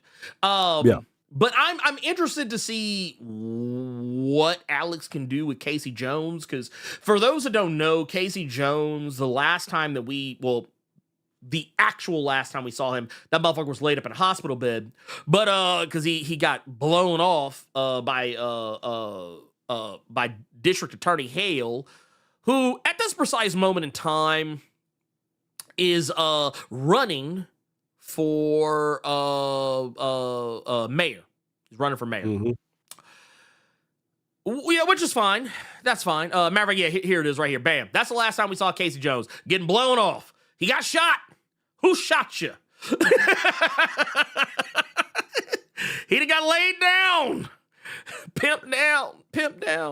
I'm so mad. I turned the page and saw that boy. You don't know how hard. Yo, you really don't understand how hard I was when I saw that. He was one of the first little regular men that I was a fan of back in the day. Was Casey Jones. Just hearing him, just looking at Raph like he's just a normal person. They just whooping ass. Like, yeah. Casey Jones is one of my favorites. So to see him just get popped one time, just come on, bro. Oh no, when it happened, I mean, it was literally Shots fired. I almost dropped the book right there. Dog, ain't gonna lie. If it wasn't for Juan Ferreira, art just being amazing and following his IG and seeing these later issues of Turtles, dog. Oh yeah, no, 100%. No, he's out here. He is 100%. Who did it? The Fat Man. That's who did it. Ernie wants to call him his whole title. He will forever be the Fat Man. You said like man's name was Jake and the Fat Man, basically. But no, I'm here for it. I'm here for it. In all of its various formats. But yeah, basically that's what was going on, and yeah, he's been laid up in a hospital ever since. That's why, and some of y'all might remember this. I'd forgive you if you did not, but we did actually talk about not too terribly long ago that April O'Neil was going to be taking up the mantle of or not the mantle. She's not gonna be calling herself Casey Jones, but she's gonna be taking his mask and hockey stick very soon. We talked about that like some weeks ago, but this is nothing to do with that. And we also know that over the time that all this has been going on, that Casey Jones, because he was hanging out with Karai, who is leading the Foot Clan right now. and we know the Shredder is coming back too, so that's another really crazy thing that's going on. But yeah, Casey has been working with the Foot Clan as of late. He's been working directly under Karai, and I don't know how this is going to play out. This doesn't come out till September, I believe September the 10th this year. But I don't know how it's gonna like pan out. But basically, what I got here in the solicits, it says, since making his unforgettable first appearance back in 1985's Raphael Micro issue from franchise co-creators Kevin Eastman and Peter Laird, Casey Jones has skyrocketed in popularity and is undoubtedly one of the most beloved Teenage Mutant Ninja Turtles characters. Now, the fan favorite hero, who is known for wielding a hockey stick to fight crime, is getting his very own series for the first time in more than 30 years. Says this action-packed comic book series brings the courageous character back to his roots from the critically acclaimed team of writer Alex Packnadel and artist Aminke Nalpan. And says, plus colorist Luis Antonio Delgado, who worked on Last Ronin. So this is gonna be a pretty ass book. But he says, now recovered after being shot within the pages of Jason Aaron and Juan Ferreira's best-selling TMNT ongoing series. By the way, just putting this out here because I know that IDW keeps up with this channel, and I also know that I know they got people next month, dog. It's next month. Next month. Hey, hey, don't y'all worry about what we're talking about. Next month, though. Mind your business. Mind your business.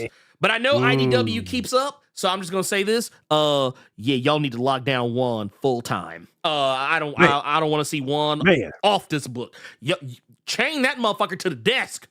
Dude, he posted something on IG because I've told you all before, and I told Ernie before, I like how he does panels where there is no white space. He uses whatever the scene is to make the panels. He posted one on IG recently of issue 9. And it's Mikey whooping ass in this apartment building, and he's using that blank white space that you would normally see in a comic book as the building, and you're looking at Raph, or you're looking at Mikey just whooping ass on each floor. I love the way they got to keep that man on that book, bro. Do not take, because here, I'm going to show you, I just want to show y'all one that is a personal favorite of mine. It's this right here. This shot right here. Dude, it's no shit like blank this. White space, no blank black space, nothing. He's using the environment. I just saw somebody that was asking like about silent issues. Who would you praise, the writer or the artist? You would absolutely give all the credit to the artist for being able to tell the story without saying anything. This is using the art to tell, like, that's dope. That is cold. 100%. That is an ingenious thing that more artists need to be trying to do. Because they need to charge more. Man, but what you just said. What you just said. But no, so you us talking about that, it got me excited because I want to see more of that. I want to see more Juan for it, because I keep saying this all the time. Juan has a way of channeling that classic Kevin Eastman. That classic Kevin Eastman look of the Turtles, just updated, updated for today. It's and I'm telling y'all, it's cold. It's cold in a motherfucker. It is cold in a motherfucker. Because I was a huge fan of the 4 issues we got of each turtle, and I was wondering, how do you top that? Because there were some that I was a fan more so of the others. I wanted Joelle Jones shit just be black and white because that woman killed it. But seeing what we got with the wrong y'all got to keep him on there, dog. Y'all have to. Y'all have to, bro. I'm so sick of seeing that man on like a mini series here, a tie-in book there. Like, y'all got to keep him on this book, bro. Well, I mean, the thing is, it's like, and I'll Specs, I see where you're coming from. Talking about the writer gave the direction for the panels. I mean, yeah, they gave the direction, but they didn't draw that shit. They didn't draw that shit. The artist is still having to dictate what it looks like. Tell you, to dictate what it looks like, but he has to tell you what's going on without telling you what's going on. The Peter Tomasi, Patrick Gleason, Batman and Robin. There's an issue. It was called Requiem. It was after Damian died. And it was Yes. Bruce going through the 5 stages of grief in that issue, and there's not a word spoken in that entire fucking issue, but No. you know everything that is going on in that issue. That's always the example I give Right. people about silent issues. So yeah, man, I think you Also- would absolutely praise the artist. If you also, it depends. I'm just going to say this right now. It also depends on how the script was written. 'Cause you can say, yeah, the writer gave the direction on the script, but here's the thing: all writers write differently. A lot of the times in silent issues, something I have noticed whenever I go back and look at, like, you know, because they don't have a script, but I mean, they just have like direction. A lot of times the direction's not hyper like detailed. It's usually a lot of the times that the writer's just saying, hey, this is what needs to happen in this issue. Go crazy. That's usually what it is. A lot of the time, like, there's different, like, one thing I've noticed, especially going back and reading scripts for a lot of other books, sometimes the writer says, hey, I need this very specific thing to be in here. And then a lot of times they'll do shit where, like, nah, just do whatever. Like in this particular spot right here, go crazy. Or like, hey, like, case in point, when I write a script for someone else to draw, depending on who that person is, like in the case of my stuff, I would say, like with Heart of the Darkness, #1, when I was talking to Quinn about it, Yeah. I wasn't very hyper detailed about a lot of like I wasn't, like, there's certain things I wanted to see, but like a lot of times I would just defer to whatever, you know, he thought would look the coolest. Like what, like, okay, I might want this, but cool factor first. Like, I want it to look good. Like, if you can think of a way that makes it look better, do it. You know, that's like, there are some writers though that are super hyper, like almost over detailed. Like no, I want it to look like this. I want the panel to be like a quarter angle, and then also like with this character kind of in this spot, and this character in this spot, we're looking over the shoulder of this one. Like there's some writers that are super detailed like that. But in the case of a silent issue, if the writer isn't doing that, then all the credit goes. I won't say all, but I would say at least 90% of the credit goes to the artist. So that's just my opinion on it. Y'all can, argue with your mama. Don't argue with me. Casey Jones.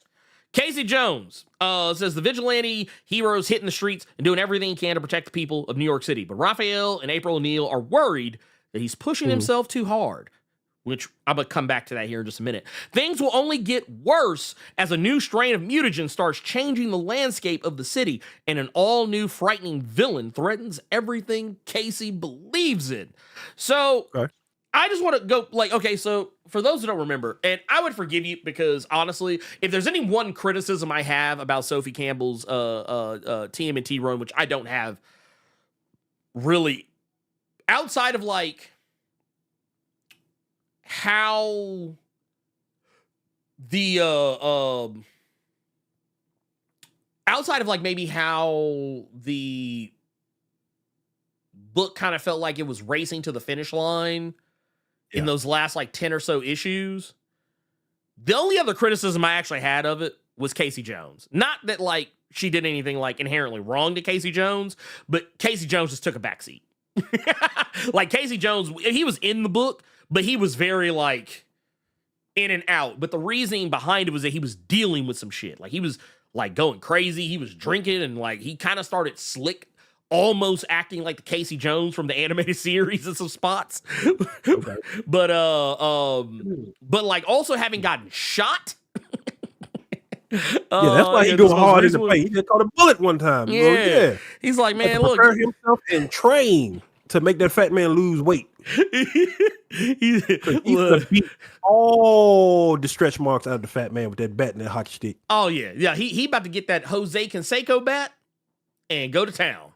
But no, I really liked what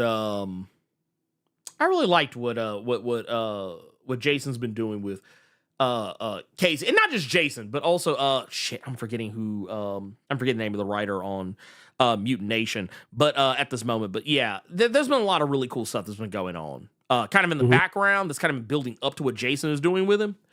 Yeah. And then ultimately what Alex is going to be doing with the character. So, yeah, I'm here for it. I'm actually here for it a lot. I like this. I'm excited. I'm a little, while I'm a little bit disappointed that it's only a miniseries, I get why it's a miniseries. Because I mean, IDW's been doing this for a while. Like any character that got micros and whatever the fuck. Yeah, they've been doing like they'll do like the little micro issues. They'll usually have like a little 5-6 issue something. You kind of intersperse between stuff. Jenica got technically Jenica got 3. They got Jenica 1, Jenica 2, and well, I feel like this isn't even a spoiler anymore. Night Watcher is technically Jenica book. But yeah, you've also what was it? We had lots of crossovers. There were I think there was multiple Foot Clan books, and Rocksteady and Bebop even got some minis here and there too. But like, so yeah, you don't want to like I don't think you want to run an ongoing with any of the individual characters really, because I mean, at the end of the day, it's always going to come back down to people wanting to kind of see all the characters like in the same room, same time type deal. Oh hell, Old Hob. I think he actually got 1 or 2 because he got the Mutanimals. He got that, books. And he had something that came out this week that was his Old Hob. Yeah, or not this week. It was last week. It was last week. Excuse me. Yeah, which last week. Yeah, because technically Mutant Nation kind of encompasses all of that. But yeah, I like it. I like it. I like this. This is a good good move. This is a very good move. Yeah. I get jiggy with it. I've been enjoying. Well, we just got through praising the fuck out of the main Turtle series, so. And with that being out, Pac Liddell, and me not being the biggest fan of Sentinels, I'm really interested in seeing what he does with Casey Jones, because I think a lot of you all have seen it before, to where writers, they may not be good with this character, but then when they go to do this character, night and fucking day. You can look at a lot of the stuff that Cullen Bunn did with Deadpool that you may not have been a big fan of, but then you read Magneto and you like, this cannot be the same man, and then you read like the Sixth Gun and stuff like that, and you're just like, this really cannot be the same man. So all it takes is a different character, different mind state, different lay of the land with certain stuff like that. So I'm hoping that Pac Liddell can do that with Casey Jones. I think so. I think so. Well, and also I feel like you and I talked about this before with sometimes certain writers do better with certain shit. We talked about this tons of times.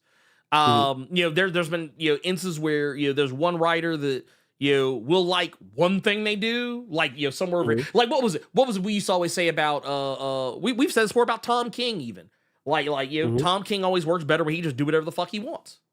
Yeah. But like when he works on a book where like there's probably gonna be like a lot of scrutiny. And I'm not talking about from fans. I'm talking about like from like the editorial office being like, we don't want you doing this, we don't want you doing that. I feel like Tom King always thrives better when he can just do some shit where it's like, I'm gonna go do my little 12 over here. Yeah. I'm gonna go do my little 10 or 12 over there, and and then go lights out. And you can even say the same thing about a lot of other, like Gillen. Like not say Gillen did anything bad, but like we talked about how, man, dude, Gillen's X-Men this last couple of years was absolute fire. But then it's like, oh shit, that motherfucker went to Image and let the chopper off for real. Like it's like, oh, that it was almost like some, man, this shit right here. Like I know you like that X-Men shit, but this shit right here, like that's what it kind of felt like. But no, I will say, and just to highlight a couple of things real quick, because this is something that we were it's kind of tangential to what we're talking about. Friend of the channel, Damon Hampton right here, kind of saying the same thing. Like, it just depends on the writer. Everybody has different details in the script. You might like, and this is why I always say I love reading that back matter. That's why I always get mad when there isn't any in the book, because I love seeing the scripts. Because when y'all read these scripts versus reading the comic, it really tells you who's deciding what. It kind of lets you know, like, and it also helps you realize that how much of a collaborative effort it is. So I mean, that's these are all things. These are all things. and then Specs also kind of came back and said too, yeah, okay, true, different writer, different ways to do comics, but give artists a lot of reign to do what they want. And that's it. I think it's look, everybody has a different way, and I love that. I like seeing different. Because I'll put it like this: reading a Kieran Gillen script versus reading a Tom King script versus reading a Brian Michael Bendis script versus reading a David F. Walker script versus reading a Dwayne McDuffie script versus reading a James Tynion, whatever. Like if you read these scripts, you see lots of different. Like everybody does it different. Everybody, like matter of fact, when I was, I think I talked about this book before. There's a how to write comics book that DC put out that, if I remember correctly, was Neil Adams, I think, that wrote it. But basically Neil Adams said, like, if you ask like 100 writers how they write a script, you're gonna get 100 answers. There's no like I think, to paraphrase something, he said there was basically no, he said there was really no right, he said there's wrong ways to write it, but he said there's no right way to write it, more or less, is basically what he said. But yeah, I'm here for it. I'm 100% here for it. Also, I want to just real quick, because we got another one here. Gillismo, the director of S.H.I.E.L.D. This motherfucker brought the helicarriers in on this one.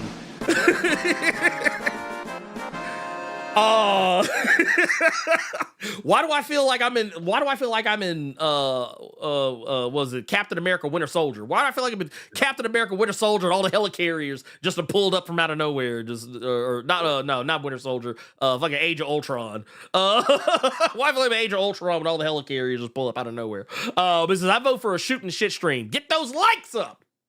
Hey, I think there are some weeks I actually think we have almost too much fun shooting the shit, because and this is why I always laugh about it, because it ain't difficult because it's literally just me and Carter talking about shit that we would be talking about off camera. Yeah. It ain't nothing special. It's the same conversation that we'd have had if we'd been talking on the phone. Just a lot more cursing in it. That's literally the only difference. Just a lot more cursing in the conversation. That's it. That's literally it. It's a lot more cussing when him and I just talking, bro. It would be y'all like, understand how, and it don't even seem like this is professional. Y'all don't know how professional this Blerd KV is, dog. Y'all really don't. Oh man. Look, by comparison to what we normally do, man. And y'all go catch a lot more M-bombs from me, because we be talking about some shit that have me like heated. That was literally him. What, Thursday, when he saw Inhumans in that top 60, I gave y'all the smallest sample of what he was. But yeah, dude, my God. y'all will know when we didn't went a little bit too long, because that's how we get these 4-hour fucking Blerd caves, and then him and I both are all right, we going to sleep. He finna go take a nap, or he finna go eat something and then pass out on the couch on accident, and my bed is right here. I'm finna hop on something, listen to something, and I'm gone until like 5. Hey, let me get a thumbnail and some shit for Spotify real quick. Yeah, no, that's usually what it is, because like we'll literally be like, hey man, we might get on a little something later, and then like, nah, because we both just gone. Dude, I just saw this, and I don't know how I skipped over this, but yeah, in the publication for best publication for kids, friend of the channel, Tony Weaver Jr., and actually I saw somebody else bring this up too. Might have been the same person. I think he was nominated twice for something. Weirdo. He has a graphic novel called, which I would be able to reach over and grab it. Yeah, but I gave it to Cersei to read. Hey, so there you go. Do. Yeah, so Cersei has it right now. But yeah, I actually here, let me where to go. I thought I was actually showing it right here, but I was not. Didn't mean to zoom in that far. But yeah, right here, Weirdo by Tony Weaver Jr. And Jess and Wiebowo. And what was actually, so this is how nasty this shit was. Not the book, but how my kid works. So Circe was reading another book. I think it was called Lunar Boy, that was also illustrated by Jess and Sin. Okay. And the first time I tried to get Circe to read it, to read Weirdo, it wasn't that they didn't want to. They were kind of, so it's one of those things, whenever I recommend something to them, they will often give me a little bit of apprehension. Because if there's any one thing about Circe that I've learned, if I recommend something to them and I sound a little too excited about it, it ain't happening. It ain't happening. I have to be like basically what I got to do is be like, hey, yeah, you want to check this out over here? I mean, yeah, if you want, I don't know. I ain't that big a deal. I got too excited. Yeah, I'm sure. But if I come out and be like, look, if I come out and be like, man, this shit right here, firing them up. Ooh, like I can't hype stuff up to them the way I hype it up to y'all. I can't do that. They won't do it. But because so when I handed the book to them and they saw that it was the same artist that was doing the book they had literally just finished, they were like, oh, okay, all right. And then when I handed it to them, they opened it up and they just kind of started skimming through it. I was like, you just gonna skim the pages? And they were like, no, I just gotta see if it's something I'm gonna be interested in. And I was like, I just saw some really cool stuff, so I'm gonna put this on my, because I think they had literally just finished the other book, so now they took that one with them when they left the house to go to do some stuff. So, but yeah, no, Tony is out here, and I would say if I didn't mean to do that. That was a unintentional button press, if ever there was one.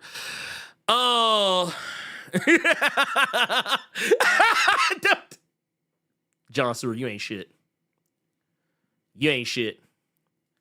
That's all. I just want to go say something. That's all. You ain't shit. You ain't shit. Let me tell you. You about to get me in trouble. You gonna get me in trouble. Nope. Yeah, you gonna get me in trouble. Also, shout out to Jessica Santana. Says, what would be your dream Marvel or DC series, and who would you want to write it with the $10? Man, a dream series. Oh, man. There's a lot of them, because I know Carter and we kind of muse about this stuff off to the side a lot, like stuff that, like, man, I wish they'd do so-and-so, or someone do yada, yada, yada, yada, yada. I'm kind of the same. Okay, so here's the deal. Here's the deal. I'm gonna go off the beaten path. And it's only because, and some of you might know where I'm going with this. Excuse me. And it's largely because I feel like this would be the biggest, what's the best way to put it? The biggest coup. I feel like this would be the biggest coup for our indigenous for our indigenous siblings. I want to see a Brave Star series. But I don't want anybody who is not indigenous writing it. I want somebody indigenous writing it. And because some of y'all might remember this book. I think some of y'all might, if some of y'all who like might remember the old, the way I used to do stuff with the top 5 comics for like patrons and channel members and whatnot. Some of y'all might remember this book coming up, Earth Divers, which is Stephen Graham Jones. That's who I would want. I'd want Stephen Graham Jones to write me a Brave Star series. Give me Brave Star. And because while I love the old animated series, I will admit it's kind of wild problematic in some spots. Actually, a lot, just in terms of how it views or the way it tries to depict Native American like spiritualism, indigenous spiritualism. So yeah, I would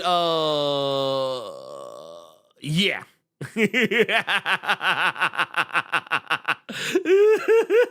Hey, wait, hold on, I gotta see this real quick. I gotta oh, I see right here. So gotta go adult now, but great show. Thanks. I'll catch the rest when I get back. Take care of yourselves and each other. Hey, we appreciate you, Pimp. Thank you for coming in. Man, dude, I see some more stuff here. Y'all gonna get me in trouble. Y'all for real gonna get me in trouble. I can't address any of this. I can't address any of this. Y'all gonna get somebody mad at me. But yes, with the with Earth Divers, which is a time travel story, for those who don't know, and the mission is to kill Christopher Columbus, as is underneath the title. That is the mission, to go back in time, kill Christopher Columbus, and basically prevent the colonization of America, as we know it today. I would love to see Steven tackle something like Marshall Bracer. I think he could do a really good job with it. What do you think? What do you think, Carter? Oh, I ain't touching that question with a 10-foot pole. There are too many like dream books and dream creators. I would want to. Nope. We'll be here all goddamn day. Nope. I'm gonna let you have that one to yourself, and we gonna keep it moving. Nope. All right. Well, I'll tell you what. It's kind of funny. I feel like this is the IDW special. This is gonna be the IDW special because the next thing we're gonna talk about is also Godzilla. Is also going to be IDW, and that's going to be Godzilla. So for those who don't know, I actually talked about this on the best comics this week. Which, by the way, if you've not done so already, I would highly advise. Please go check out that most. I do it every week. It's not something I do like. I'm gonna do it every once in a while. No, I do it all the time. This is I think it's, as of this week, 10 weeks straight of, so far. I think it's 10 weeks in the can of, best comics this week. So it's something that's always popping off. And yeah, just, it's a way for me to talk about comics that you normally will probably never get to see me talk about, and probably won't see many other people talking about. But last week we had not last week, technically this week, we had such a good week for comics. Carter, do you know how many books I could have put on there?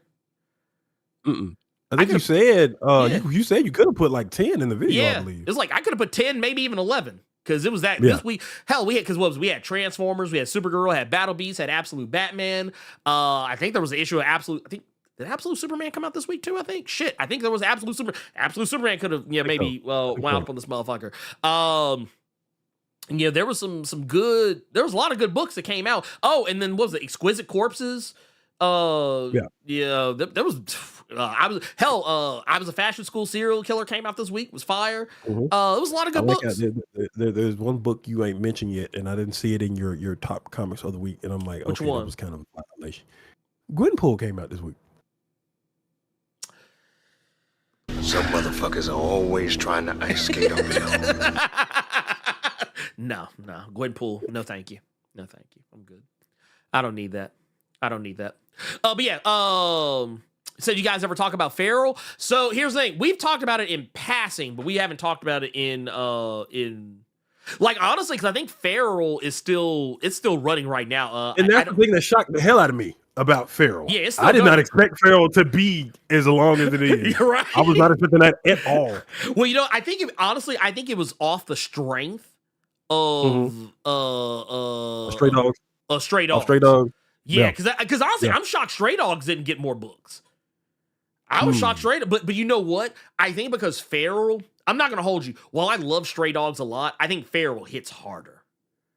And I think it's because of the zombie aspect the zombie aspect of it. I think that's why people like it a little bit more. But yeah, Feral is lit, and honestly, I think a new issue comes out next week. Shit, okay. It might have come out this week and I missed it somehow. Yeah. But whatever the case is, I always recommend it whenever people ask. Feral is fantastic though. Corpses, Green Lantern Corps, Battle Beast, Absolute Batman, Immortal Thor Yeah. came out, Red Hulk, One World Under Doom. There was a lot of shit. Silverhawks. There was a lot of shit this week. Yeah, dog. yeah, that was yeah. There was a lot. And Silverhawks was cold this week, and I didn't put it on there because I was like, dude, it was like there was just so much good shit. There were too many. There was actually too many good books. But yeah, for those, if you don't know what Feral is, I'll sum it up like this. Feral is basically a story about cats who, and by the way, this is one of those scenarios where the cats can talk. Like all the animals really can talk. People cannot understand them, obviously. But it's but the way the cats communicate to one another, they can speak no differently than you are. They're anthropomorphized on a certain level. Somebody described it as take that old animated movie, The Aristocats, and mix it with Walking Dead. Yeah, basically. Or I would even go as far as say 28 Days Later, because the nature of what it is. But basically, it looks cute. Like, don't get me wrong. This book, just like Stray Dogs, it looks cute in the motherfucker until you fuck like just to kind of I'm gonna pull up one panel or one other page because I always like try to tell people it's better if you go in cold. But I mean honestly, let's be real. It's basically a zombie story that involves cats, and there you go. This fucking part. Bro, because it comes from out of nowhere. This is a page turn for your ass. Dog, I sat there because this guilty as charged. This is one of my bathroom books. This is Carter approved bathroom book. Well, I sat there and screamed Cujo in the bathroom. Man, because the thing, when you get to this page, it's literally a oh shit. Yeah. But yeah, basically, animals are getting rabies. And the cats in the story, who the main cats are indoor cats, as the cover, the title for volume 1 is, these are indoor cats. And they have now become outdoor cats all of a sudden. So you're looking at cats who have lived a life of, for an animal, luxury, and now are stuck outside having to survive, and they don't really have as strong a survival instincts as the other cats. And it has all the trappings of a zombie story that you might watch, like people getting infected, but not telling anyone else or trying to hide it. And then it popping up at the worst, possible moment. People trying to, find shelter and hide and arguing and infighting and people, trying to vie for who's going to be the leader, or characters who are way too, cold and heartless, by comparison to other characters, and it causing rifts. It's all that shit. It's all like, honestly, you remember shit like, what was it, like Watership Down? Like, imagine if they did, this would be like, if they made an animated version of this would be like the new Watership Down.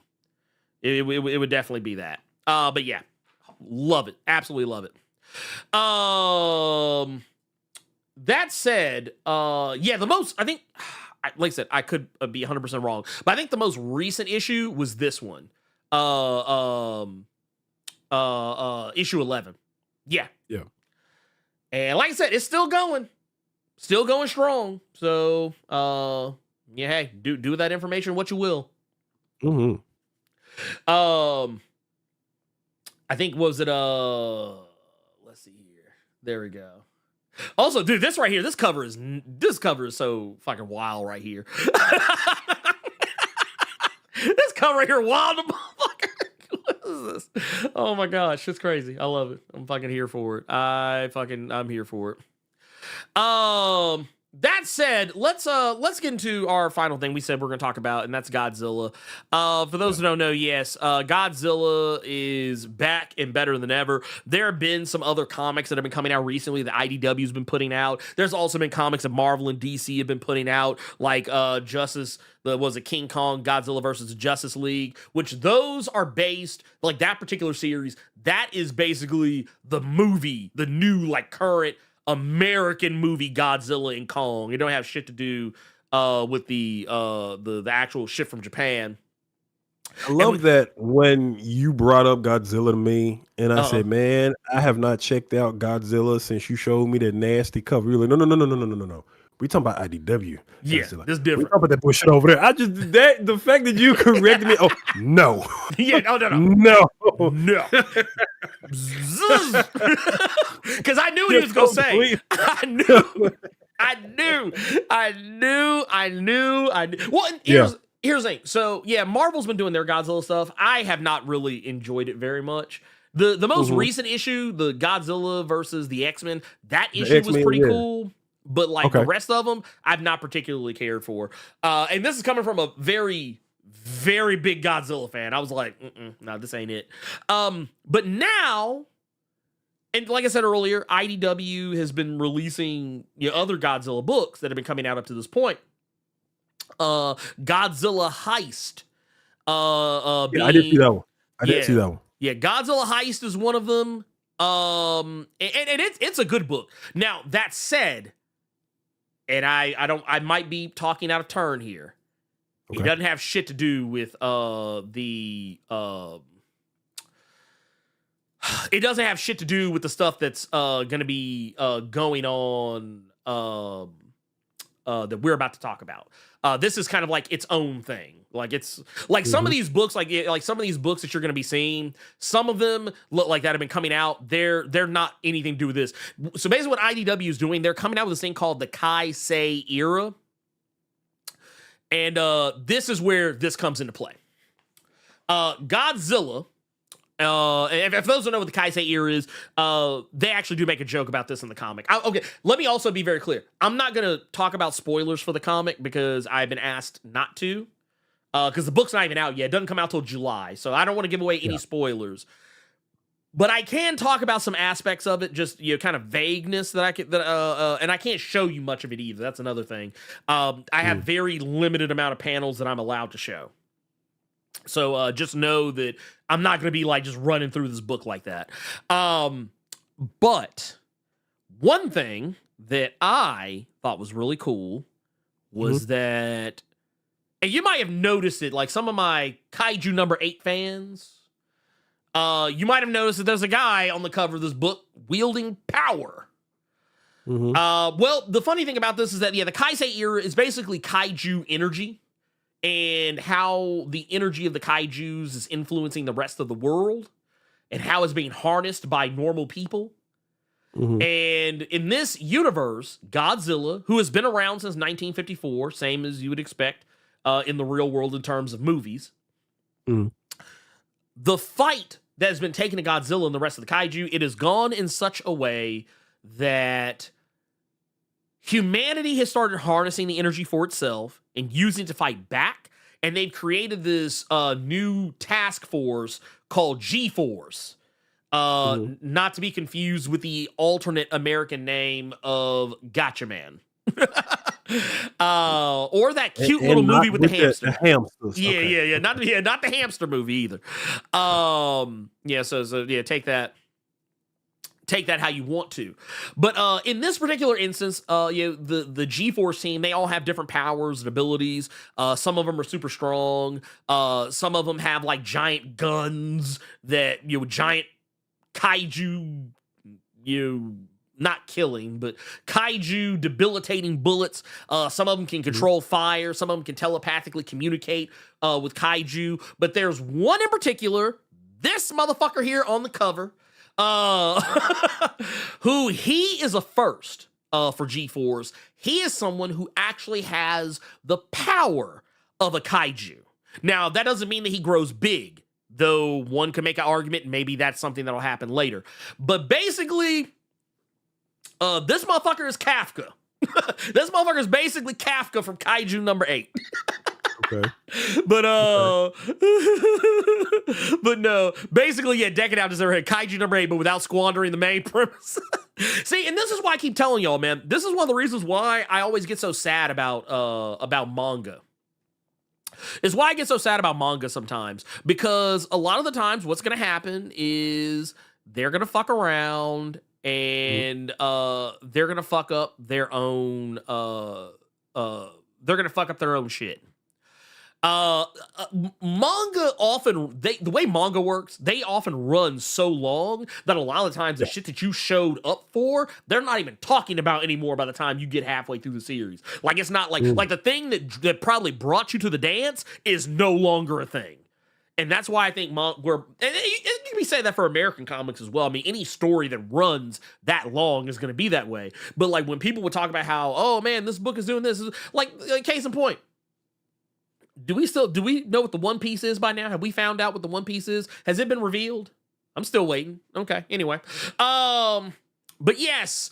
And but basically this guy, he has the power of Godzilla.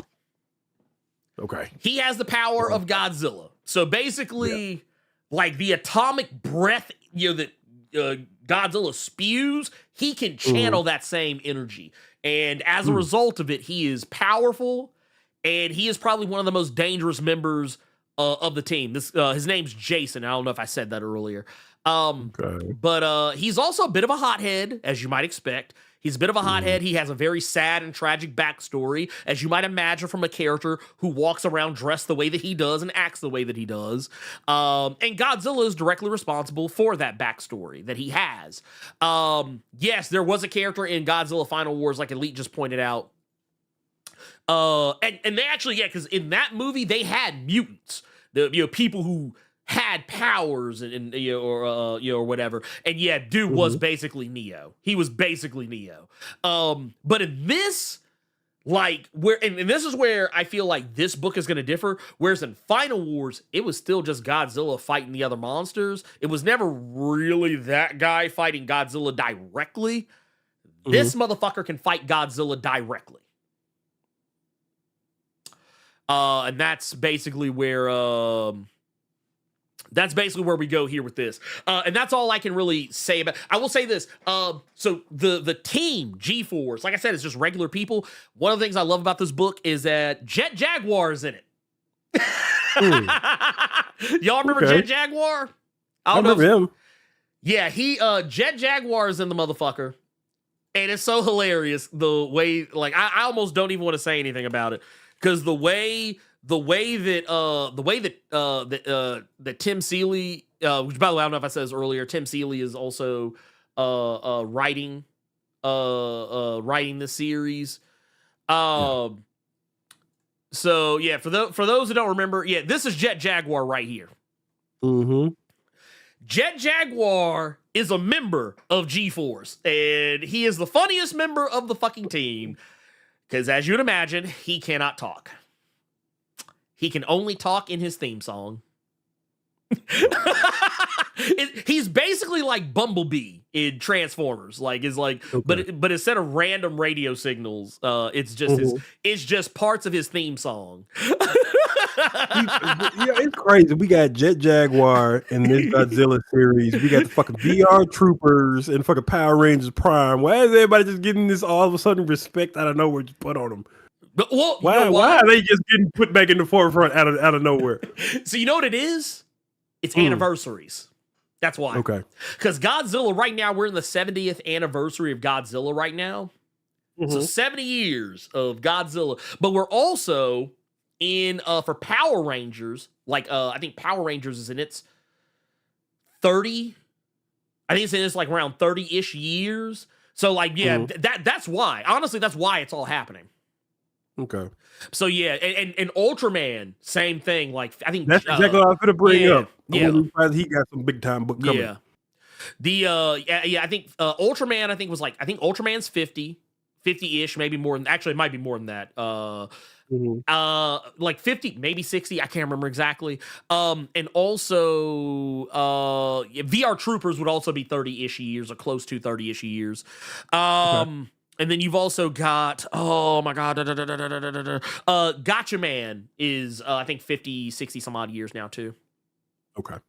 But yeah, so basically, and it's another thing these I can show. These I actually can show. So basically what they did, they gave us a new updated version of Godzilla. You can kind of see, this is actually, let me pull this up. This is the sketch right here for the design of Godzilla. He doesn't look like radically different, but you can tell this ain't regular Godzilla. Like, you can see the Kai-Sei energy like flourishing through him, and the like the spikes on his back, like they are very like the energy is also flowing through them. Like normally when Godzilla does his breath shit, you see him light up, but in this case, they're lit up pretty much all the time. Like pretty much all the time. And you can also see right here, boom, that's Godzilla like lighting up a whole fucking wall, like a fucking fucking barricade, and some shit. So yeah, basically, Godzilla not to be fucked with in this. Sophie Campbell, I believe Sophie Campbell's doing Mothra. I don't know if Mothra is part of the Kai-Sei stuff though. I might be wrong. I don't want to speak out of turn on that one, but I was told about 3 very specific books by IDW. So those are the only ones I'm really going to kind of focus on, because I haven't read any of the other stuff. Like so full disclosure. I have read Godzilla #1.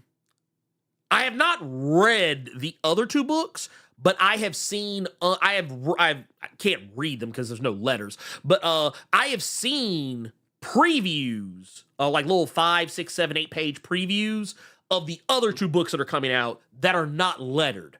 So I'm just kind of inferring some shit on those. But I'll just say this, and here's the thing. For those wondering, like, oh, are they just gonna be making up bullshit? No.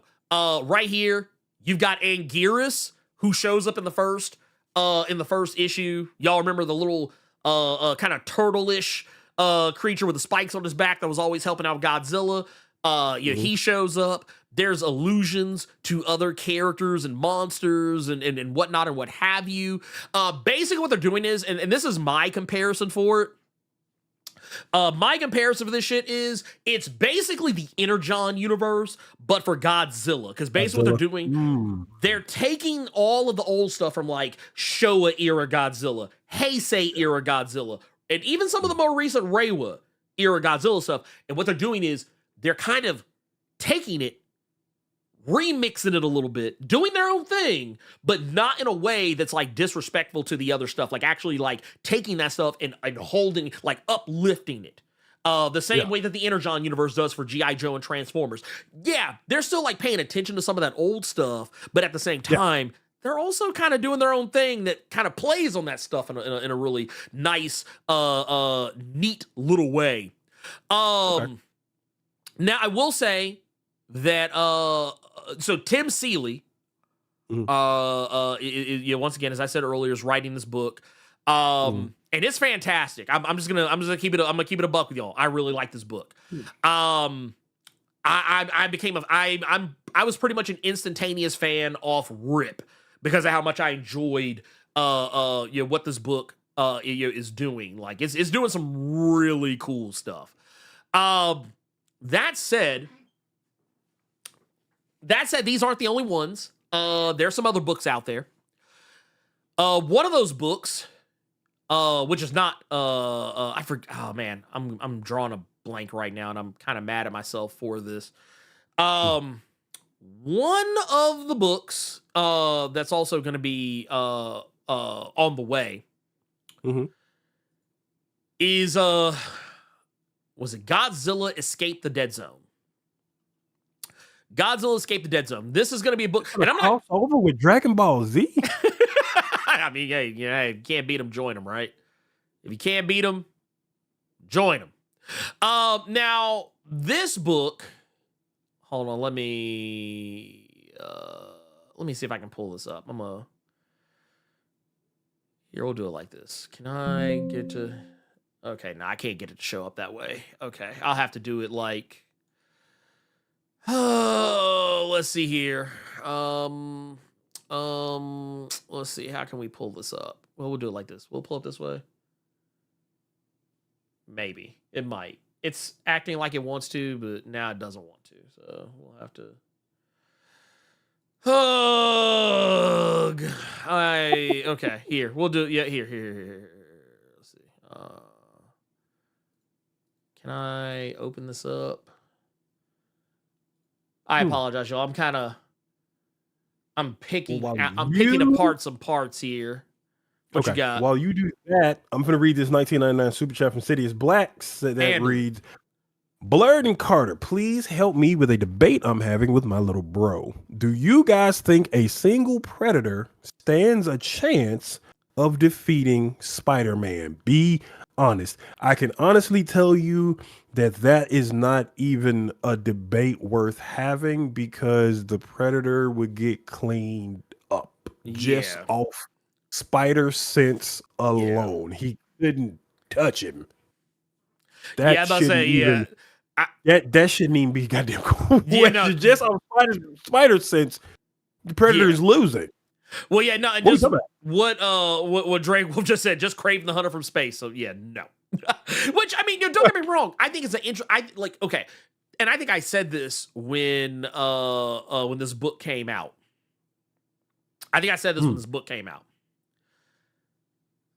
I felt like Spider-Man versus Predator versus Spider-Man, whatever the fuck. I was like, dude, I actually think this book would be better if it was Kraven versus Predator, like just 100%, not just Spider-Man, like Kraven, because he's the character that makes the most sense. So Kraven, and you know what?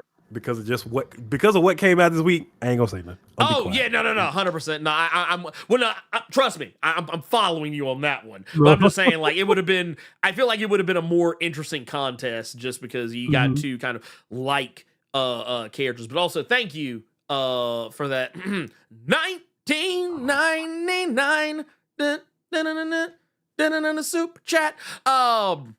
I was trying to find the thing that I was looking for, but I can't find it, so I'm just gonna let it ride. I was trying to open up the I called myself trying to open up this oh god, what is it that we're looking at here? Open up this fucking file, but for whatever reason, it is just being silly and not wanting to do the thing that I'm asking it to do. So we're just gonna let it ride. But basically, just to kind of keep us on track, Godzilla Escape the Dead Zone. That's the next book that's gonna come out after this. So. For a split second, I thought that was Godzilla wearing all of that shit. I was like, bro, what the fuck is this? No. So I had to see him in the background real quick. Okay. No, that's not. Well, yeah, Godzilla's in the background, of course. But there's an area in the Kai-Sei universe called the Dead Zone. It's basically an area in the Pacific Northwest where Godzilla and some other monsters basically fucked it up so bad that no one can live there. It's monsters everywhere. Shit's always popping off. And basically what's going on here is that we're going to be introduced to a character who's he's basically like Book of Eli, just walking the wasteland. But the thing is, he is going to be the first ever fully, well, I say fully, he can't really be fully, but like he's basically the first ever half man, half kaiju. Like, now, don't get me wrong, Jason has the power of Godzilla. He is not half kaiju, though. He's technically more of a mutate than he is anything else. But this guy right here, he is actually fully fused with kaiju DNA to the point where he is both human and kaiju at the. That's why you see that tail coming out the back. So I need you to take the one real quick, real fast. But before I go, go is ahead. it going? I think I know where this story might be going. You tell me if I'm correct, because you're the Godzilla guy. I remember at the end of Shin Godzilla, right before they froze it, that the tail had more Godzillas because it was evolving again as something more humanoid. So the Shin Godzilla that evolved into something humanoid, did it put it on some lady and then that's how it birthed him? Maybe. Oh. We don't know yet. We don't know. Honestly, I get Ultra Mega vibes from this one, like, a lot. Which ain't a bad thing. Ultra Mega is a wild ass book. Okay. But yeah. Did that book ever finish? It's still going, I think. Okay. I think it's still going. But yeah, go do what you gotta do. Go do what you gotta do. I'm gonna let Carter go do his thing. But yeah, basically, this one I can't show anything from because all that stuff's under embargo. But yeah, basically that's that one. The other one, and actually, well, you know what? I take that back. That's a lie. I lied. I can actually show something from it. Here, let's do. Excusez-moi. Here, I'm gonna pull this up, and I'll show this to y'all. Y'all can see this. This is actually from the comic itself. But yeah, he's walking around with a big old boomstick and fighting monsters in the wasteland, fighting the fair one. And yeah, like I said, this book looks like it's gonna be pretty awesome. I'm actually quite pleased with the look of this one. I think it's gonna turn out to be something pretty special. There is here. Let's see. Do I have? Oh, I do also. I have another image I can show from it too. Here, I'll show y'all. Y'all can see this one too. But yeah, this is from the solicits. Basically, you can see right here where he's fighting the monster. Like and yeah, it kind of looked like, oh, does he just have a tail? I can't talk about like what he actually like or what they actually like physically look like. But yeah, you can see like the tail. You can see like the kind of the claws and hands, kind of Godzilla-esque in that regard. It's a like this book is gonna be wild. It's gonna be a wild book, I think. Let's see. Now, I will say, for anyone who's like, wait a minute, how can they have a first ever hybrid when we had one in the Godzilla movies? Okay, so here's the thing. A lot of y'all are probably thinking about Biollante. Biollante is the monster in question people usually think about when it comes to hybrids. Well, the trick with that is Biollante is a tribrid. For those who don't know, Biollante was basically the amalgamation of Godzilla, a rose, flower, and the cells of a little girl. Basically, more or less. But yeah, that's something else. And honestly, even with that, it's like I said, it's actually more monster than it is like a person. But like in this case, like in regards to in regards to the Escape the Dead Zone, the main character there is like quite literally a person who has kaiju DNA. Like that's why that one is welcome back, Carter. That's why this one is a little bit different. This is why it's a little bit different. So I'm really excited for this one. I think this one's actually going to do really good. I think this is going to do really good. Space Godzilla is technically, but not the way that this is. Not the way that this is. This is a little different. It's a little bit different. The other one I wanted to show y'all, because this isn't the only one. We got another It's going to be called, oh my God, where'd it go? Here it is. Bam. Found it. It's going to be called Starship Godzilla. Okay. This is going to be about a ragtag band of pilots. And I'm under the impression that they're piloting Mechagodzilla. Once again, this is one of those that I haven't gotten to see anything that was lettered, but basically they're hanging out with Mechagodzilla. And Megas XLR Godzilla edition. yeah, basically. I mean, you're not incorrect on that. Like here, because you got right here, they're literally they're hanging out on Mechagodzilla flying through space. And the trick here with this one is that it's going to be focused more, like, not to say there aren't going to be kaiju shenanigans, but one thing that I think has been underrepresented in Godzilla canon are the alien races that exist in those movies. If you actually go back, a lot of not all the monsters, but a decent chunk of the monsters aren't from Earth. Like, Monster Zero, King Ghidorah, whatever you want to, call him, Gigan, Space Godzilla, so on and so forth. Like, a lot of these creatures don't come, from here. They're not from Monster Island. They come from somewhere else.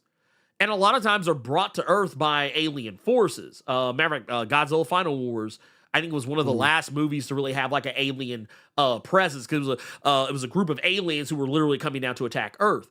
But like, if you go back and look at that, it's like, oh yeah, these alien races, we don't really get to learn a whole heap of, I mean, we do learn some, but we don't get to learn a whole heap of a lot about those characters. Well, this is actually going to be exploring some of those alien races, and as you would probably imagine, it's not going to be spending a whole heap of a lot of time on Earth, as you would the probably more imagine. you show and the more you have described, it's screaming Megas XLR for Godzilla even more, and I want this book.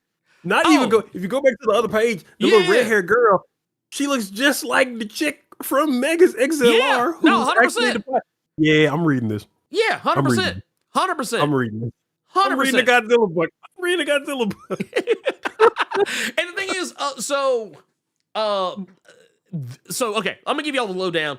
Basically, Godzilla is gonna be coming out in July 23rd. Right. I believe Escape the Dead Zone, I believe, comes out in August. I don't remember the exact date. Or it might be, maybe it's September. I think it's August. And Starship Godzilla is going to be coming out October 1st, I believe. Y'all actually got me reading Godzilla book, because Dead Zone, the shot with, old boy got the tail out, but he got the gauge aiming at the monster. Yeah, this is just me. But the first thing that popped into my head, it just screams Oddworld, Stranger's Wrath vibes to me for some reason.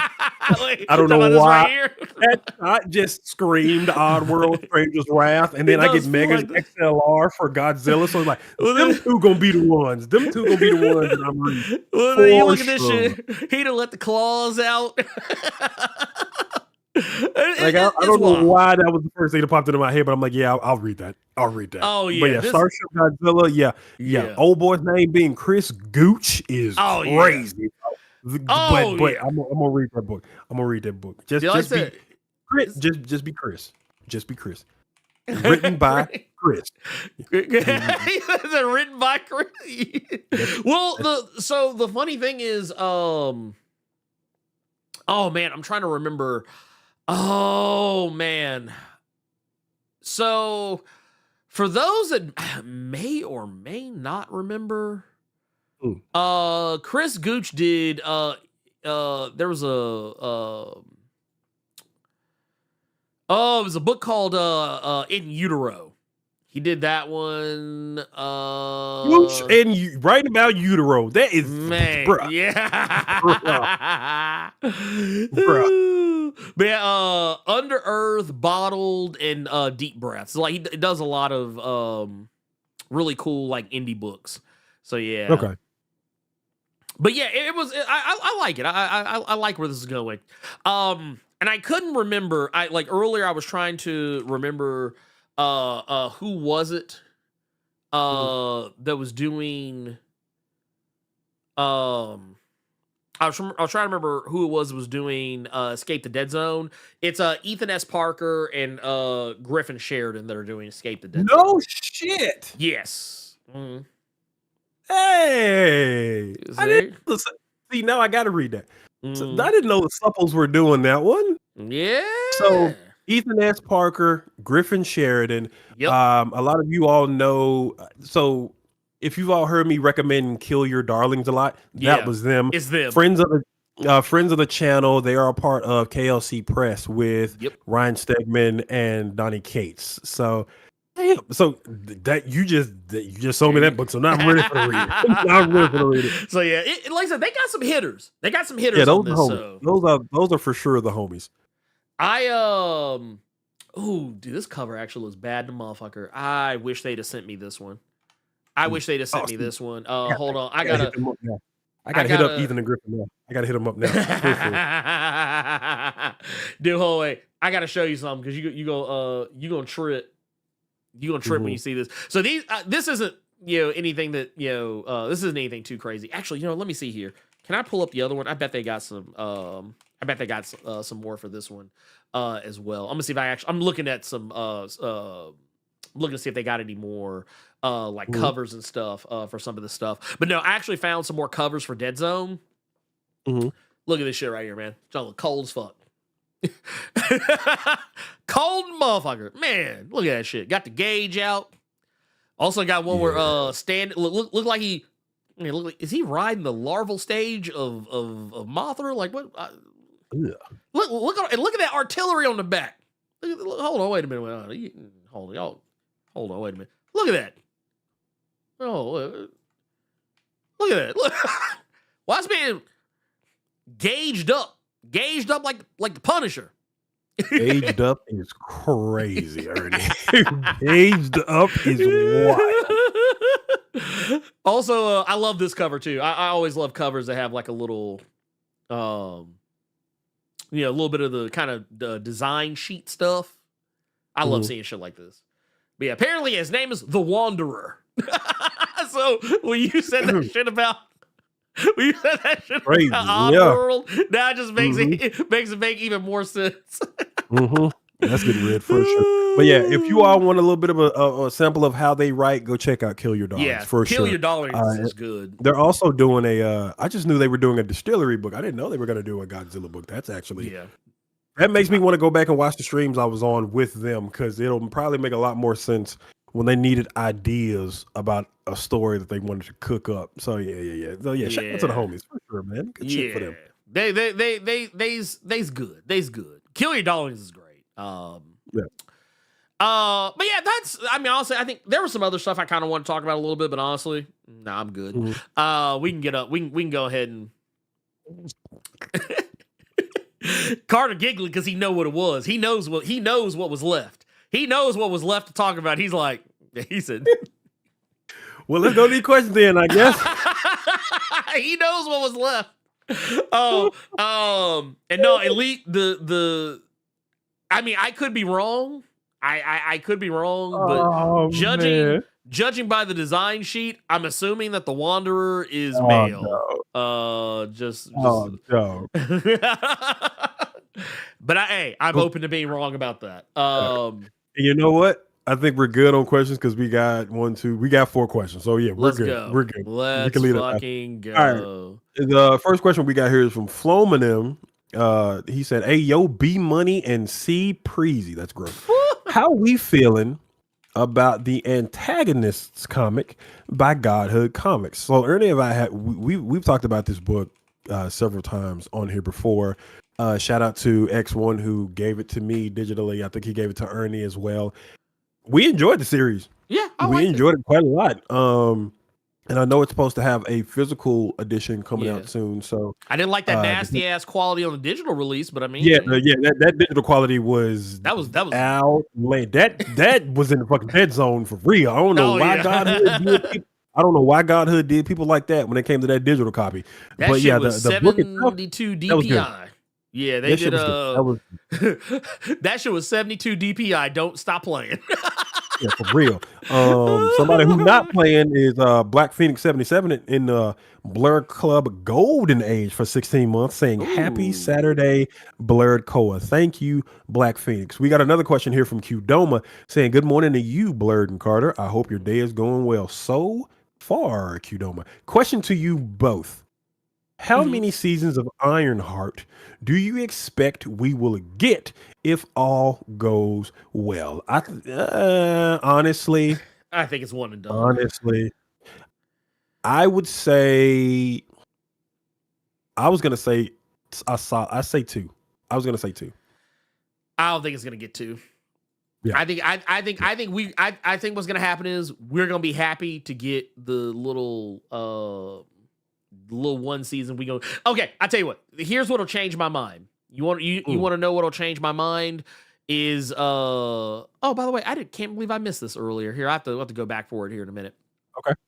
I'll go back to it here in a minute. There's one that I missed from earlier.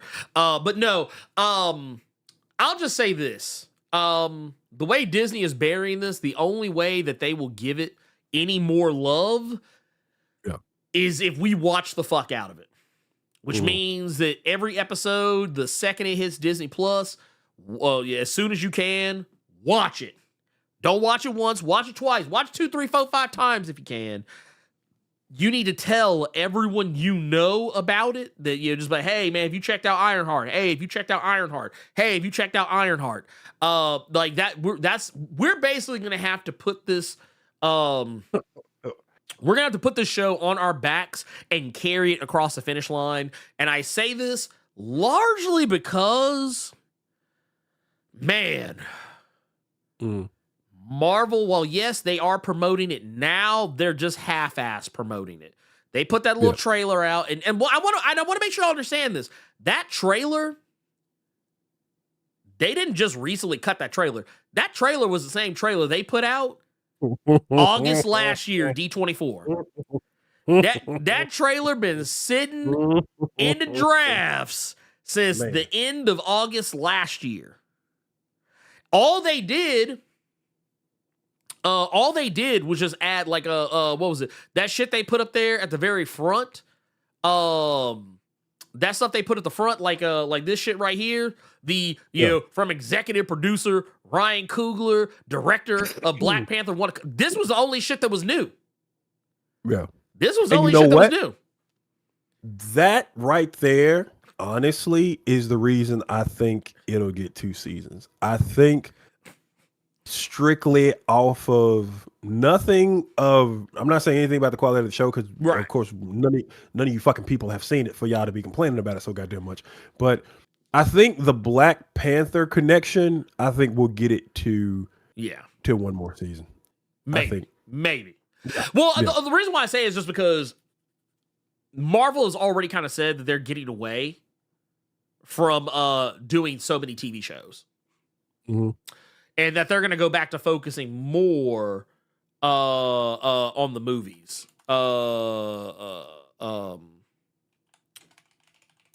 So, like, let me see if I can find it.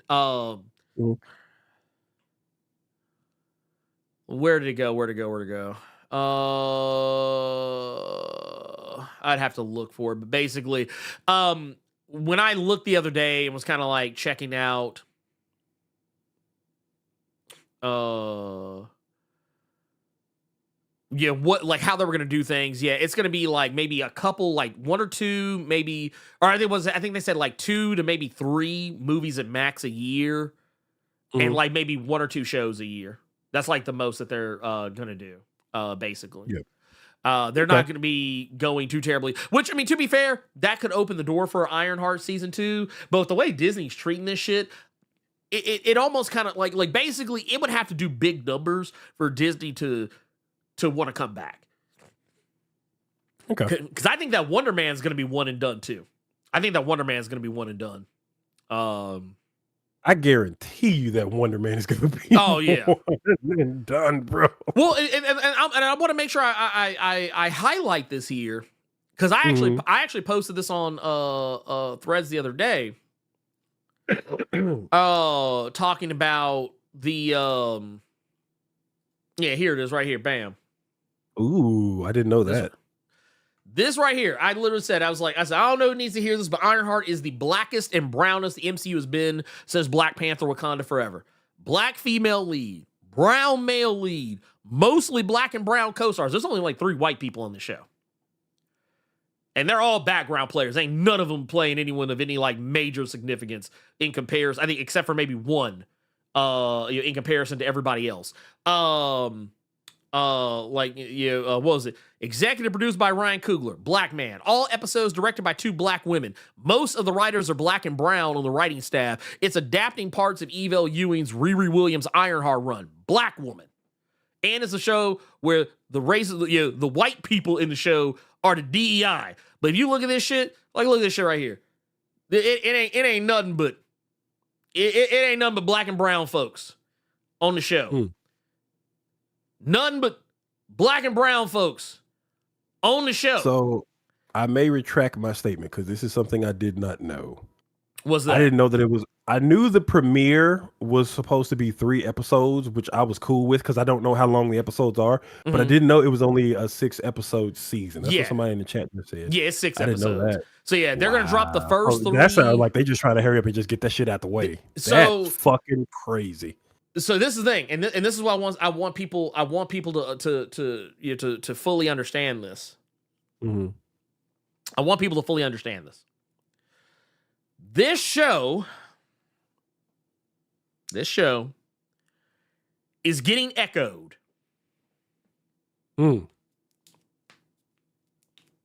This show is getting echoed. 110 million %. Some of y'all might remember when Echo came out, they did the exact same. Oh man. Actually, no, they did worse. They did worse. Ooh. They just dropped all of Echo at once. They say, yeah, get this shit on up out of here. They said, get this shit on up out of here. Yeah, they dropped all of it. Damn. They say, yeah, here you go. Go ahead. Get the shit on up out of here. Hurry up. Hurry up and watch this bullshit. So, okay, January 9th. One and done. So that's what? Echo, Moon Knight, Ironheart.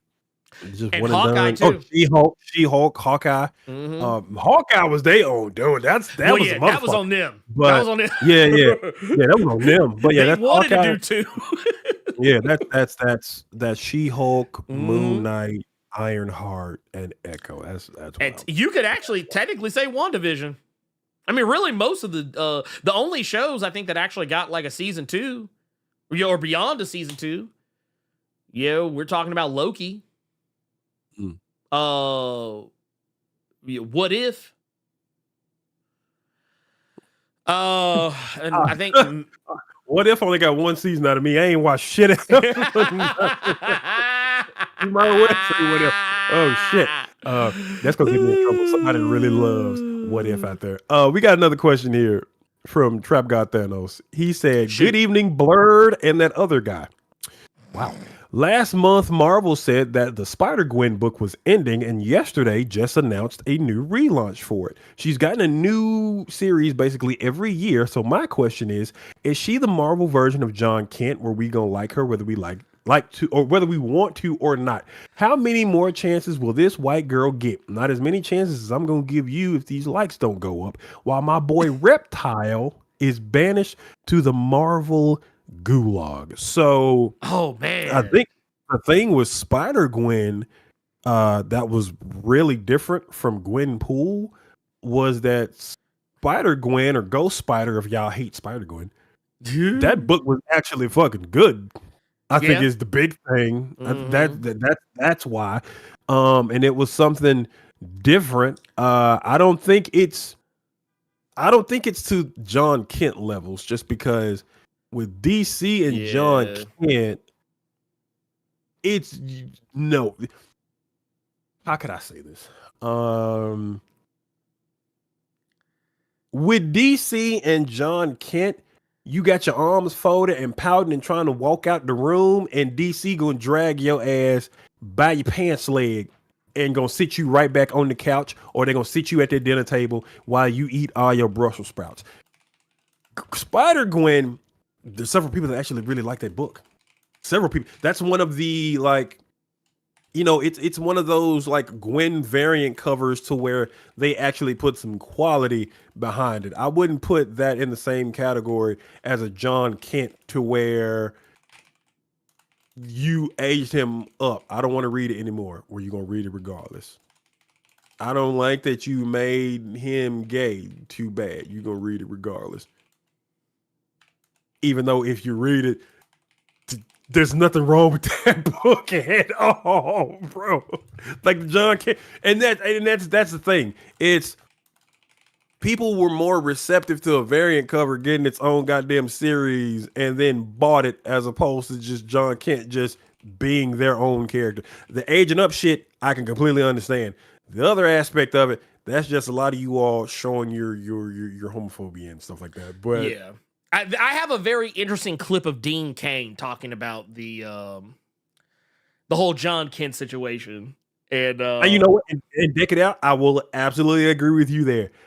Secret Six ain't doing nothing for John Kent, bro. I will absolutely agree with you on that one, big dog. Me and you see eye to eye on that one. Secret Six ain't doing nobody no favors. Y'all should just let Gail Simone have that one over y'all and went on about your business. But I don't know why Gail's not writing that new Secret. I mean, I'm not trying to shit on the person who is writing it right now. I don't remember their name off the top of my head. But yeah, I like honestly having anyone else but Gail write Secret Six right now. Yeah, that was. I'm actually going to call that a fiduciary malfeasance. Yeah, that is fiduciary malfeasance. And the thing is, I want to make something very clear here. I actually think that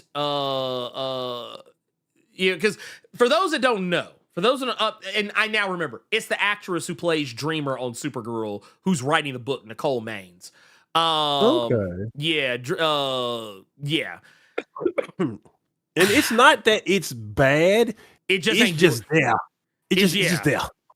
Yeah. Just there. It's like honestly, man, and dude, because it's gonna make it sound like man, it's wild. It's wild. Bird, I appreciate you hanging around. Don't forget to hit me back on Discord for your book. I need to get your address. Yeah. But no, Nicole Maines, who played Dreamer on Supergirl, is writing the character in DC Comics, which, to be fair, on paper should be a great thing. But honestly, it's just like, Secret Six feels more like Secret One to me. Just putting that out there. And the stuff that they did in Absolute Power, I just choose not to have a major opinion on it, but like it was one of those things that did kind of feel like it felt like a massive like derailment for Ernie, can I ask you something? Nope, because I ain't got nothing to say on that one. Yeah, it's like nah. That's crazy. That's crazy. I was like, I can't. Okay. Yeah, it just is what it is. No shade. No shade at no shade at Nicole Maines. It's just that book ain't hit like that. Yeah. Right. But go on. Last question from Jay Dizzle. He said he couldn't watch the whole stream today, but I was wondering if y'all are y'all commenting on Robert Downey Jr. shouting out Sanford Green and Hickman's Doom this week. Very cool to see. Y'all have any prognostications on how the upcoming Avengers films will incorporate 2015 Secret Wars and Green's Doom when they are just unveiling the character in the MCU this year in the Fantastic Four movie? We don't even know if they're going to do that. Yeah. I'm going to be honest with you. Yeah. I actually think Doom might actually be from that Earth.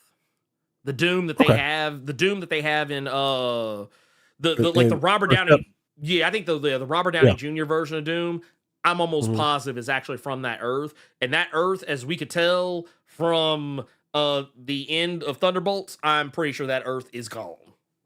Yep. I mean, I think it's cool that Robert Downey Jr. reading that, but I hope he's reading more than just a goddamn one shot to try to get in character for Doctor Doom. I hope that ain't all he read. So you know, but I do think it's cool. I do think that's cool, man. Yeah, it was neat. It's a neat thing. Yeah, there you go. It's putting respect on Sanford Green's name. The fact that he's reading that, and it's even the Treasury edition. Yeah. It's not even just a regular comic. So yeah, okay. Like, honestly, look for that. Yeah, I mean, who's to say he might take something from that might actually work. I don't know. We will have to, because who's to say that they're using it, as inspiration from the writing side of it, the writers of this movie. But like, Robert Downey Jr. might find something in there that might affect his portrayal of the character. You never know. Yeah. But that said, I think that's all from the Discord. Yep, that's it. I do want to work my way backward a little bit because we do actually have some where to go? Where'd it go? Oh, we got one here. Tubes, the one out here, hit us with 42 months in a row in the Blerd Club Silver Mine. Oh, here, let me do this just to actually, yeah, there we go. That's better. Where'd it go? It went away. There it is right here. Shout out to those on my street right now protesting ICE. Oh man, yeah, fuck ICE. Fuck ICE. We don't fuck with them. ICE ain't shit. And I will also say at the same time, y'all be careful because the motherfuckers are detaining people who, I mean, they were already detaining people who are American citizens, but y'all be careful out there because they are also just detaining people who are resisting, period. Not saying don't protest, please protest, but like just saying be careful because them motherfuckers are snatching everybody. And like literally people are getting disappeared off the streets. This is some fucking Gestapo shit. Yeah. This is Gestapo shit. Please believe that. Also, let's see here. We did get that one. I think we got that one. And we got that one. And then we got and then then this was this right here. So yeah, we caught that. So yeah, we're caught up. We're caught up. We're good. We're good. Cool. Everybody calm down. We're good. That said, let's get into, I actually have not been looking terribly hard, but I'm actually going to just scroll back real quick to see where, I got scared for a second. Oh my God, I got so scared for a second. I thought something froze. Lord, you have no idea how much I almost started crying just right there. Oh boy. Off top. I was about to, y'all would have seen, I would have been a cussing motherfucker. Yeah, it's one. I know about the precinct because when I first saw the driving for the precinct, it reminded me of GTA 1 and 2. That's one of those ones that, I'll probably snatch it up when it's on sale at some point or something or other. Yeah. But like I said, I'm kind of slowing down on games right now. Like I was, because I think Doom is probably the next one I would get, but not right now. I'm totally turning into that dude that's just waiting for sales. I have no reason to try to get some the day it dropped. Honestly, since I know that Ernie got his PC and everything back, I was going to ask him to try see if he wanted to hop on Ravens Watch today, dog. Yeah. Yeah, I did. Actually, I'm glad you said something because I need to actually. Oh, that's the other thing. That was one of the best parts of getting the PC back. So we recently got fiber. We got 2 gig fiber right now. I could not take advantage of that fiber while my PC was down because I had to go back to the old PC. I had to fix it and then go back to that.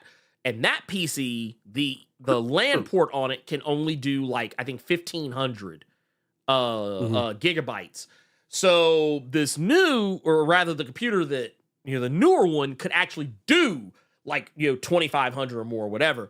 So basically I had 2 gigabyte fiber and can only use half of it. So I was mad. I was very fucking angry. Okay. Thank you, Gearless Mo, for gifting me the precinct on Steam. Wow.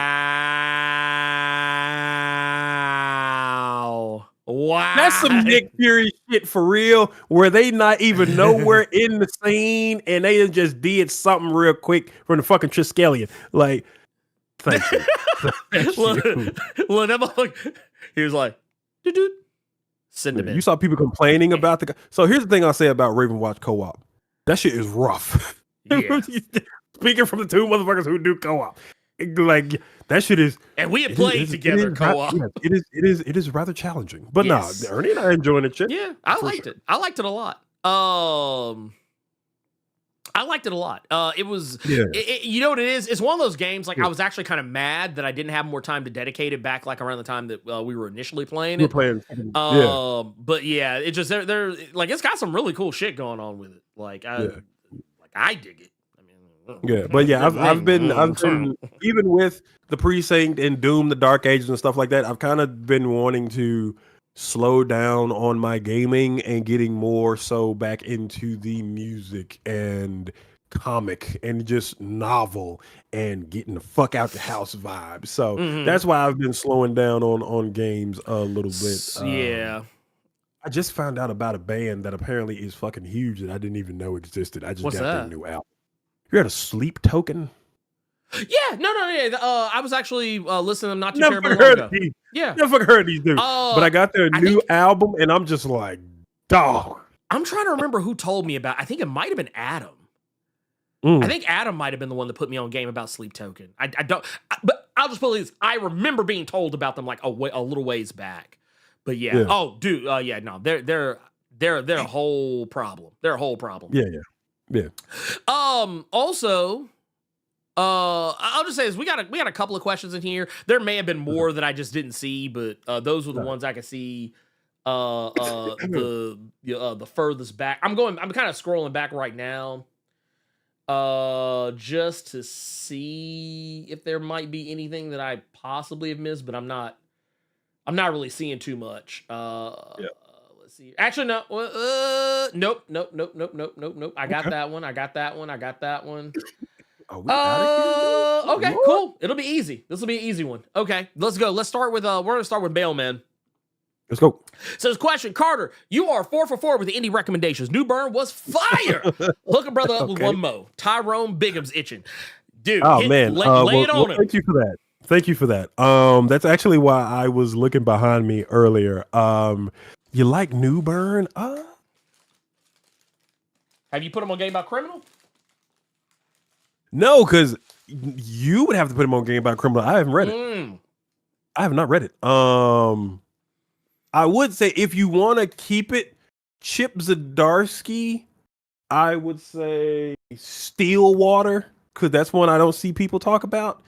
But I mean, I can recommend to you, because I don't know if this is one of the 4 you heard from me before, but what I traded in that Ta-Nehisi Coates Black Panther for was Farmhand from Rob Guillory. I got all 4 trades Farmhand for that Intergalactic Empire. And that its final arc just started this week with issue 21. It's 4 trades, and that's if you want more like body horror, funny, just good with black folks. If you've read any, or if you read Chew or seen the art for Chew, the guy who did the art for Chew wrote and drew this. So yeah, that'd be something. If you want to get out of your wheelhouse a little bit and try something different, I think this would be something good to experiment with. See how you feel about it. I concur. Yeah, but thank you. 4 for 4 with him. That's what's up. Love to see it. We got another one here. This is one I can it's technically 2 different questions, but I can kind of fit them all into the same thing. This is from G. Martinez Max says, question. Are the decisions around Ironheart part of a larger pattern of soft capping black excellence in major media franchises? Why do diverse-led media projects always seem to face more budget cuts, delays, or reduced promotion than white-led ones? I can tell you why. Now, this technically was something we talked about in regards to Nerds of Culture. We actually talked about this on Nerds of Culture a little bit of a ways back. And it was basically to the tune of there was an episode of Moon Girl called The Gatekeeper, which was sent to the Shadow Realm.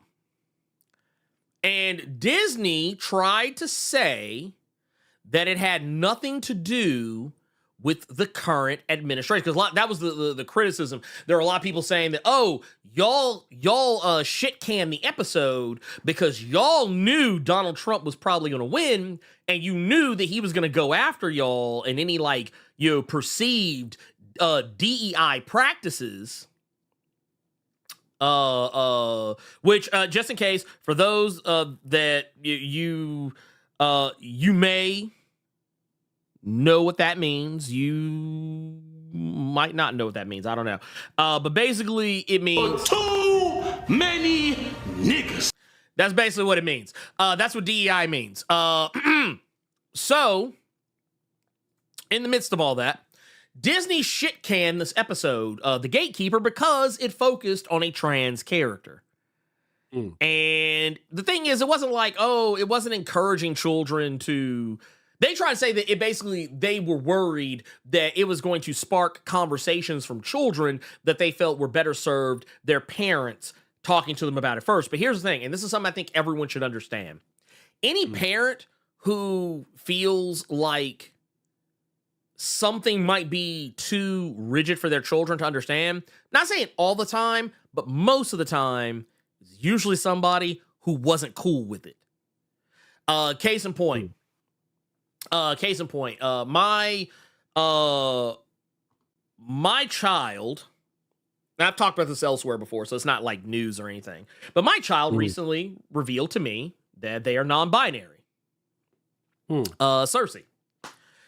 And when that happened, one of the things I learned later, it was they had kind of hinted at it to me for months, kind of saying some things that kind of would put me in the mindset of it, or we would kind of talk about it a little bit, but they never nailed anything specifically down. That had been kind of going off and on for a year.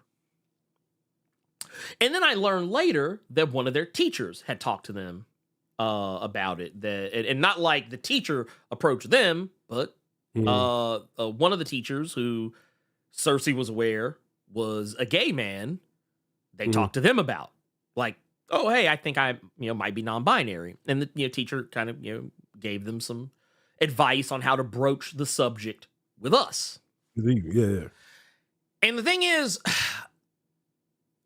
I know some people are hyper protective of that sort of thing, but here's the thing. I feel like if your child does not feel comfortable talking to you, or that they're worried and I don't think Cersei ever worried that we would be mad at them for that, because I mean we have a son who is very squarely trans. So just obviously don't know how it wasn't that you would lash out, but don't know how you would react, period. Right. And I can kind of see why Cersei would have some concern, because not thinking that I would be angry, but because of the fact that, all their life I've always referred to them as my warrior princess, my as a queen, and a lot of very gender terms. So they probably thought, I wonder if he's going to be disappointed or something like that. Which I was not.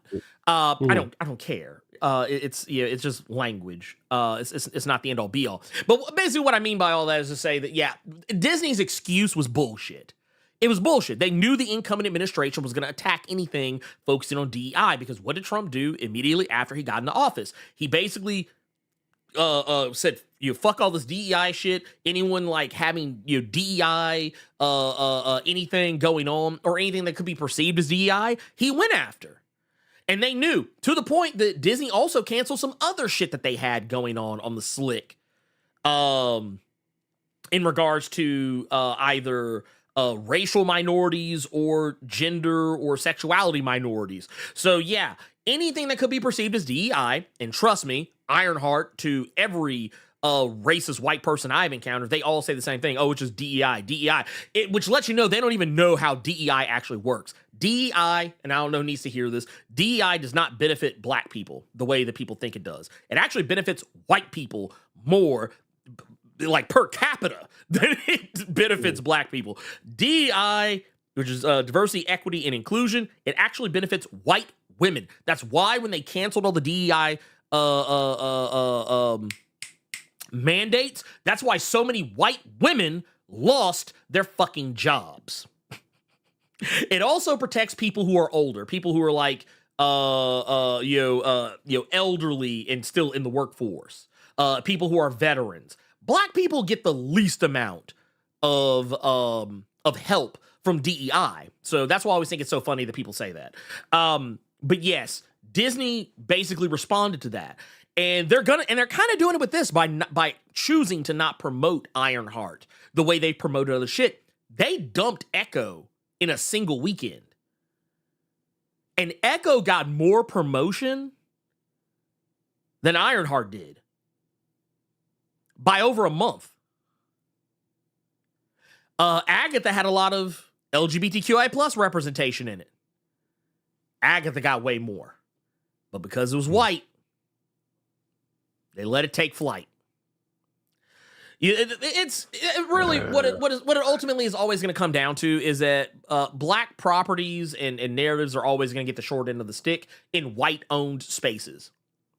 Mm-hmm. Because we're an afterthought. We are a box to tick. We see it every year. We see, dude, Carter, how many times have we, and you and I have talked about this before, so this shouldn't even be news to anybody, but how many times have we sat up here and literally said that, oh yeah, y'all gonna be white as fuck all year, but the second February 1st come up, I'm black, y'all, and I'm black, y'all, and I'm blacker than black, and I'm black, y'all. That's every white-owned corporation. That is every white-owned corporation that you can think of, that you can name from February 1st to the end of February. The moment March 1st comes up, them motherfuckers like, look, I dare one of y'all motherfuckers to ask for a crumb of blackness on March 1st. They gonna look at you like, Nigga, please. you ain't getting shit. You ain't gonna get a goddamn thing. So yeah, that's how I feel about that. It's a look. Every March 1st, every black person who thinks that they're still gonna get that diversity, that they're still gonna get to see that representation, that they were getting all February. Here, let me provide you with this. Wake up, nigga. Yeah, cause you dreaming. That's your nigga wake up call. That's actually funny that you pulled that up because I watched that special at work this week. That's funny. That's dude, funny. That special is goated. That special is goated. It's goated. If you've never watched Paul Mooney's "Jesus is Black, So is Cleopatra" and know your history, you need to. It's damn good. That shit was damn good because he. That's funny. Like I said, man, truth teller. But no, yeah, we're always going to get the short end of the stick every time. And here's the thing. We will have to, okay, so Ironheart. If Ironheart does Daredevil Born Again numbers, it will be treated as a failure. Now, you're probably sitting here thinking to yourself saying, well, Ernie, come on. Be serious. If it does Daredevil numbers, then it's successful because Daredevil was successful. I will say this to you yet again. Wake up, nigga. So yeah, because that's not the case. Ironheart will actually have to do double, triple the numbers that Daredevil did. Matter of fact, here, let's pull this up. Carter, do you know the viewership? Do you have an idea of what the viewership was for Daredevil Born Again? Absolutely not. 7.5 million views in the first 5 days. So let's do a little math. If Ironheart got 7.5 million views, people would call it a failure. If it got 15 million views, it would still be called a failure. Mm. And if it got 20, let's say it got like 22, 23 million views. Let's just pretend. They would say it was successful, but the successfulness would have an asterisk next to it. They would say, oh, I mean, yeah, it's the most viewed Disney Plus show of all time, but we've seen shit like that with Lovecraft Country, where it didn't get a season 2, and then award season came behind, and you could not give Lovecraft Country all those goddamn accolades, and now that's all you see on the billboards and shit. Oh, and here's the thing, and another reason why I know that I'm right about this, because Daredevil Born Again had lower numbers than Agatha. 7.5 million sounds like a lot. Sounds like a lot to me. That sounds like success. I would love to have 7.5 million views on anything. But apparently, Agatha did better. So let's see with Agatha. I want to see what the Agatha viewership was. You got over 1 million on your Wolverine return video when he was in the Adamantium. You hit 1 million. Yeah, but I mean, can I do it consistently? So here's the thing: Agatha got 9.3 million views in the first week. So now the goalposts have gone up. The goalposts are up. Here, I want to see what is the most watched MCU TV show. Let's see what it is. So yeah, it would be Agatha. Agatha is the most. You would think that X-Men 97 would be the most, but it was actually Agatha. Somehow, against all odds, that was the most. Well, no, Echo was actually the most up to a point.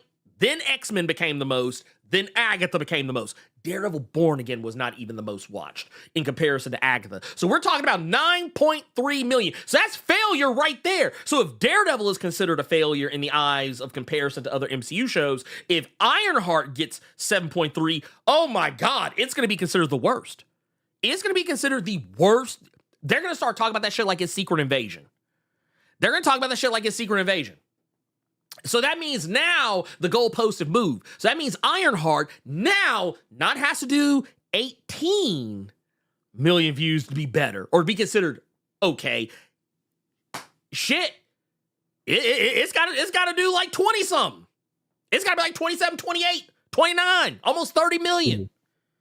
Just to be considered half-ass good. 27 right now. The floor is 27 million for Ironheart. Y'all can tell me I'm wrong. You tell me I'm wrong all you want. If you think I'm wrong, you can tell me I'm wrong. But I'm telling y'all, black people have to try twice, sometimes 3 times harder than everybody else. But yeah, that is what it is. That is what it is there. That's all I got on that one. We got another one here. Well, first off, let's highlight this. We got some nice little popcorn emoji from Doc Kaiju out here with the 149. Appreciate you, pimp. We also got a question from Bill. Bill says, since Ironheart takes place months after Wakanda Forever, plus being the in the timeline of Echo, She-Hulk, and Ms. Marvel, will we eventually see a time jump when Riri's in Armor Wars or Champions? Okay. So that's another thing. I don't know. I haven't seen good, reputable sources on this. But if you actually go look at Dominique, I think it's Dominique Thorne, who plays Riri in the MCU. For those that if you are not aware. By the way, did you ever watch Freaky Tales? Did you watch that Freaky Tales movie that just came out? No. Okay. Basically, it's really good. I think you might like it. I think you like it. Well, explain it to me. So basically, it's an anthology. It's the one that's got Pedro Pascal. Okay, and I saw the trailer for this. Okay, yeah, okay, I know what this is yeah, now. I know what this is now. Okay. It's damn good. Just know that it's damn good. Okay. And Dominique Thorne is in one of the stories. Which oddly enough has Too Short in it. Just go with The it. brother's like a basketball player or some shit. Yeah, something like that. he plays he plays pro. Okay. But if you look on here, under her production credits, we have, well, obviously, Ironheart, Marvel Zombies, Avengers Secret Wars, but right next to it says Rumored. And then also we have Champions as a TV show in pre-production. Now, whether or not this show actually is real or will be a thing or whatever, I can't speak to that. But there will be a time jump because there will have to be a little bit of a time jump. And I actually think you might even see that time jump. I don't know if it'll be in the show, but you'll definitely be seeing it for too long. I don't know. I would like to see something Champions. I would love to see something Champions. I'm not so we know what they're doing. We know what they're doing. They've already kind of hinted and teased at this stuff in the movies, but I don't know. I with the way Disney is moving right now, I have no faith in anything that has a diverse cast. Because look at Thunderbolts. Look at Thunderbolts. We just showed them. That, yeah, you can put up a mostly white cast and we're not going to care. Because I don't think I really saw many, if any, people talking about the fact that there was only one black person in the movie. That was of prominence. The cast was entirely white with the exception of Hannah John Common's Ghost and Geraldine Vishwanathan's Mel. I mean, there was like other people around, but they weren't like major players or anything like that. So I mean, take that how you will.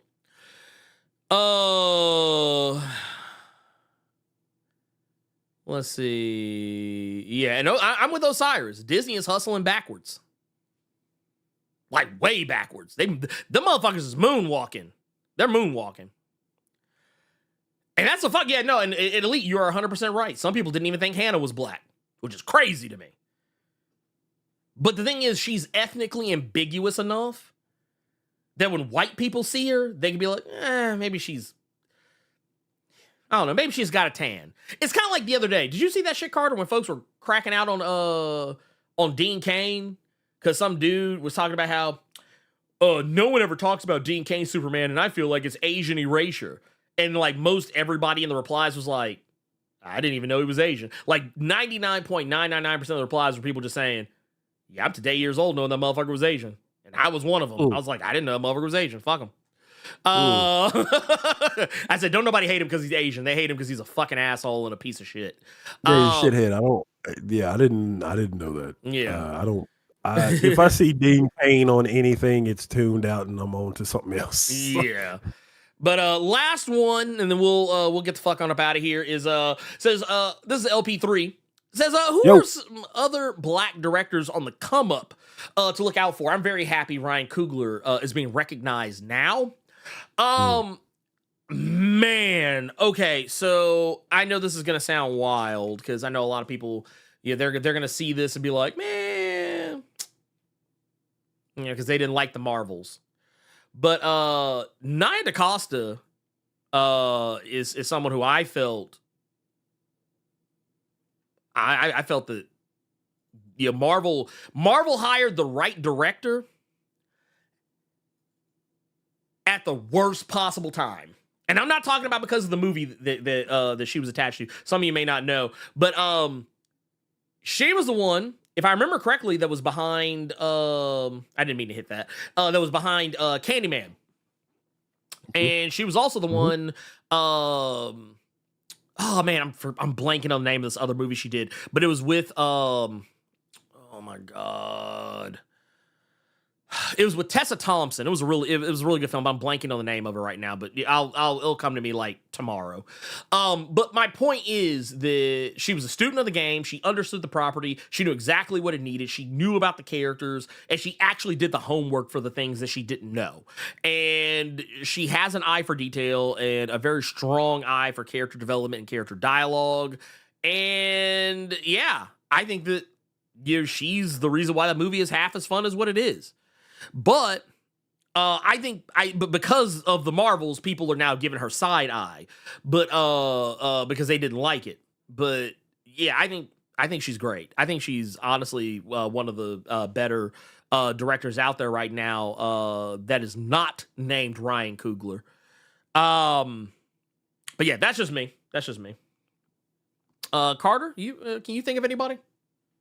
I cannot, but I want to show you how AI is kind of gross real quick. What happened? When you said Ava DuVernay and Tessa Thompson, I was trying to pull it up to see what film you were referring to.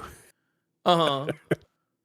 So I typed it in on Google. Do you know Little Woods? That was the name of the movie. Little Woods.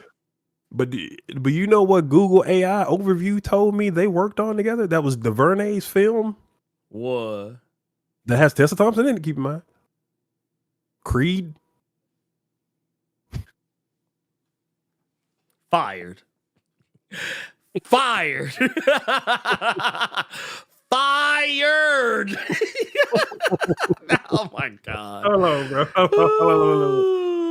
God damn, that about a bitch. Yeah. Because I said, wait, did they make another movie called Creed? I just sent it to you. Yeah. God damn. Ain't this about a bitch? Ain't this about a bitch? Hold on. Let me pull this up. I gotta pull this up so y'all can see it. Hold on. So wait. I typed in Ava DuVernay, Tessa Thompson. That's all I typed in. Ava DuVernay and Tessa Thompson are both accomplished actors and filmmakers who. What? I didn't. I'm done. Get that shit out of my face. Get that shit out of my face. Yeah, no, fuck that. Get that shit out of my face. I don't need to see that. Carter, that's the show, my man. Okay. Do you have anything you want to announce before we get the fuck up out of here? Absolutely not. I am going to go get some more medicine in me, and you know what I'm gonna do? I'm gonna read all of fucking Farmhand, and then I can read issue 21 that came out this week. And oh no, you down for Ravens Watch? Or you finna go out and about today in the world? No, I'm staying my black ass at home because I'm broke, and also because wife and kid are gonna be gone until 3.5 hours from now. So you're good to go. And nerd large, it is not codeine Carter, it's promethazine Carter. Oh god damn, this motherfucker right here. This man said I couldn't believe they gave me that. Yeah, now it's a party. My God, I'm so done with y'all. But I tell you what I will do. I will go ahead and open up Steam and start installing some shit, because that is actually one thing I have not done since I got the computer back. I'll boot up some shit. Maybe shit, I might actually take me a little bit of a nap, because even though I turned these lights down so they're not like quite as bright and figured out how to get my shit straight, it's still hot in the motherfucker back here. So yeah, I'm sweating my ass off. I thought about running up to the shop for a quick minute just to maybe grab a couple of things that I missed, but yeah, I think I'm just staying my black ass at home. You know what I can do? I'm actually finally on season 6 of Snowfall, so I think I might be watching that. No, okay. Woo, because I never finished it. I never fucking finished that show. I know about what happens in the end, but like I don't know like full. It's like one of those things. It's kind of like the other day. I started watching The Godfather, a movie I've never watched before a day in my life, and but I know so much about it that everything that was happening, it was like, oh yeah, that part. Oh yeah, that part. I was like, oh yeah, shit. Yes, Bill. That's him. That's Jameson Idris. He's in F1 Yes. with Brad Pitt. Yes. Yes, that is the one. But yeah, I got to season 6 last night. I didn't start it, but like I got to it. So basically, I'm gonna watch Snowfall until Cynthia gets back, and then eventually at some point, hopefully after Cersei goes to bed or decides to go in their room, I gotta watch the season finale of White Lotus because I never got a chance to watch it. The natural progression after Snowfall is One Piece. The hell with if that's the natural progression, I will immediately stop watching Snowfall immediately. But no. Mobland tonight. Yep. There's new Mobland tonight, so I'll be watching that. Cool. Probably here a little later. But yeah, I needed to decompress a little bit. I'll probably I actually got me a new. Where did it go? Did I hide it from myself? I think I slick hid it from myself. Shit. Ain't that about a bitch? Can't find it. Shameful. Anyway, here it is. Got me a new art pad for alcohol markers, Copics. So yeah, I'll be doodling. I'm probably gonna sit on the couch and doodle while I watch Snowfall. All right. And then I'll probably get on Ravens Watch a little later once I. Actually, I need to eat something too. Anyway, why am I telling you what the fuck I'm doing? Give me all my fucking plans and shit. Anyway, I'll catch you guys later. For Carter, for y'all, I'm the Blerd Without Fear. I'm a little out of sorts right now. And you know what? I wonder if it'll work this time. We'll find out. Anyway, for Carter Presents, I'm the Blerd Without Fear. And Donald Trump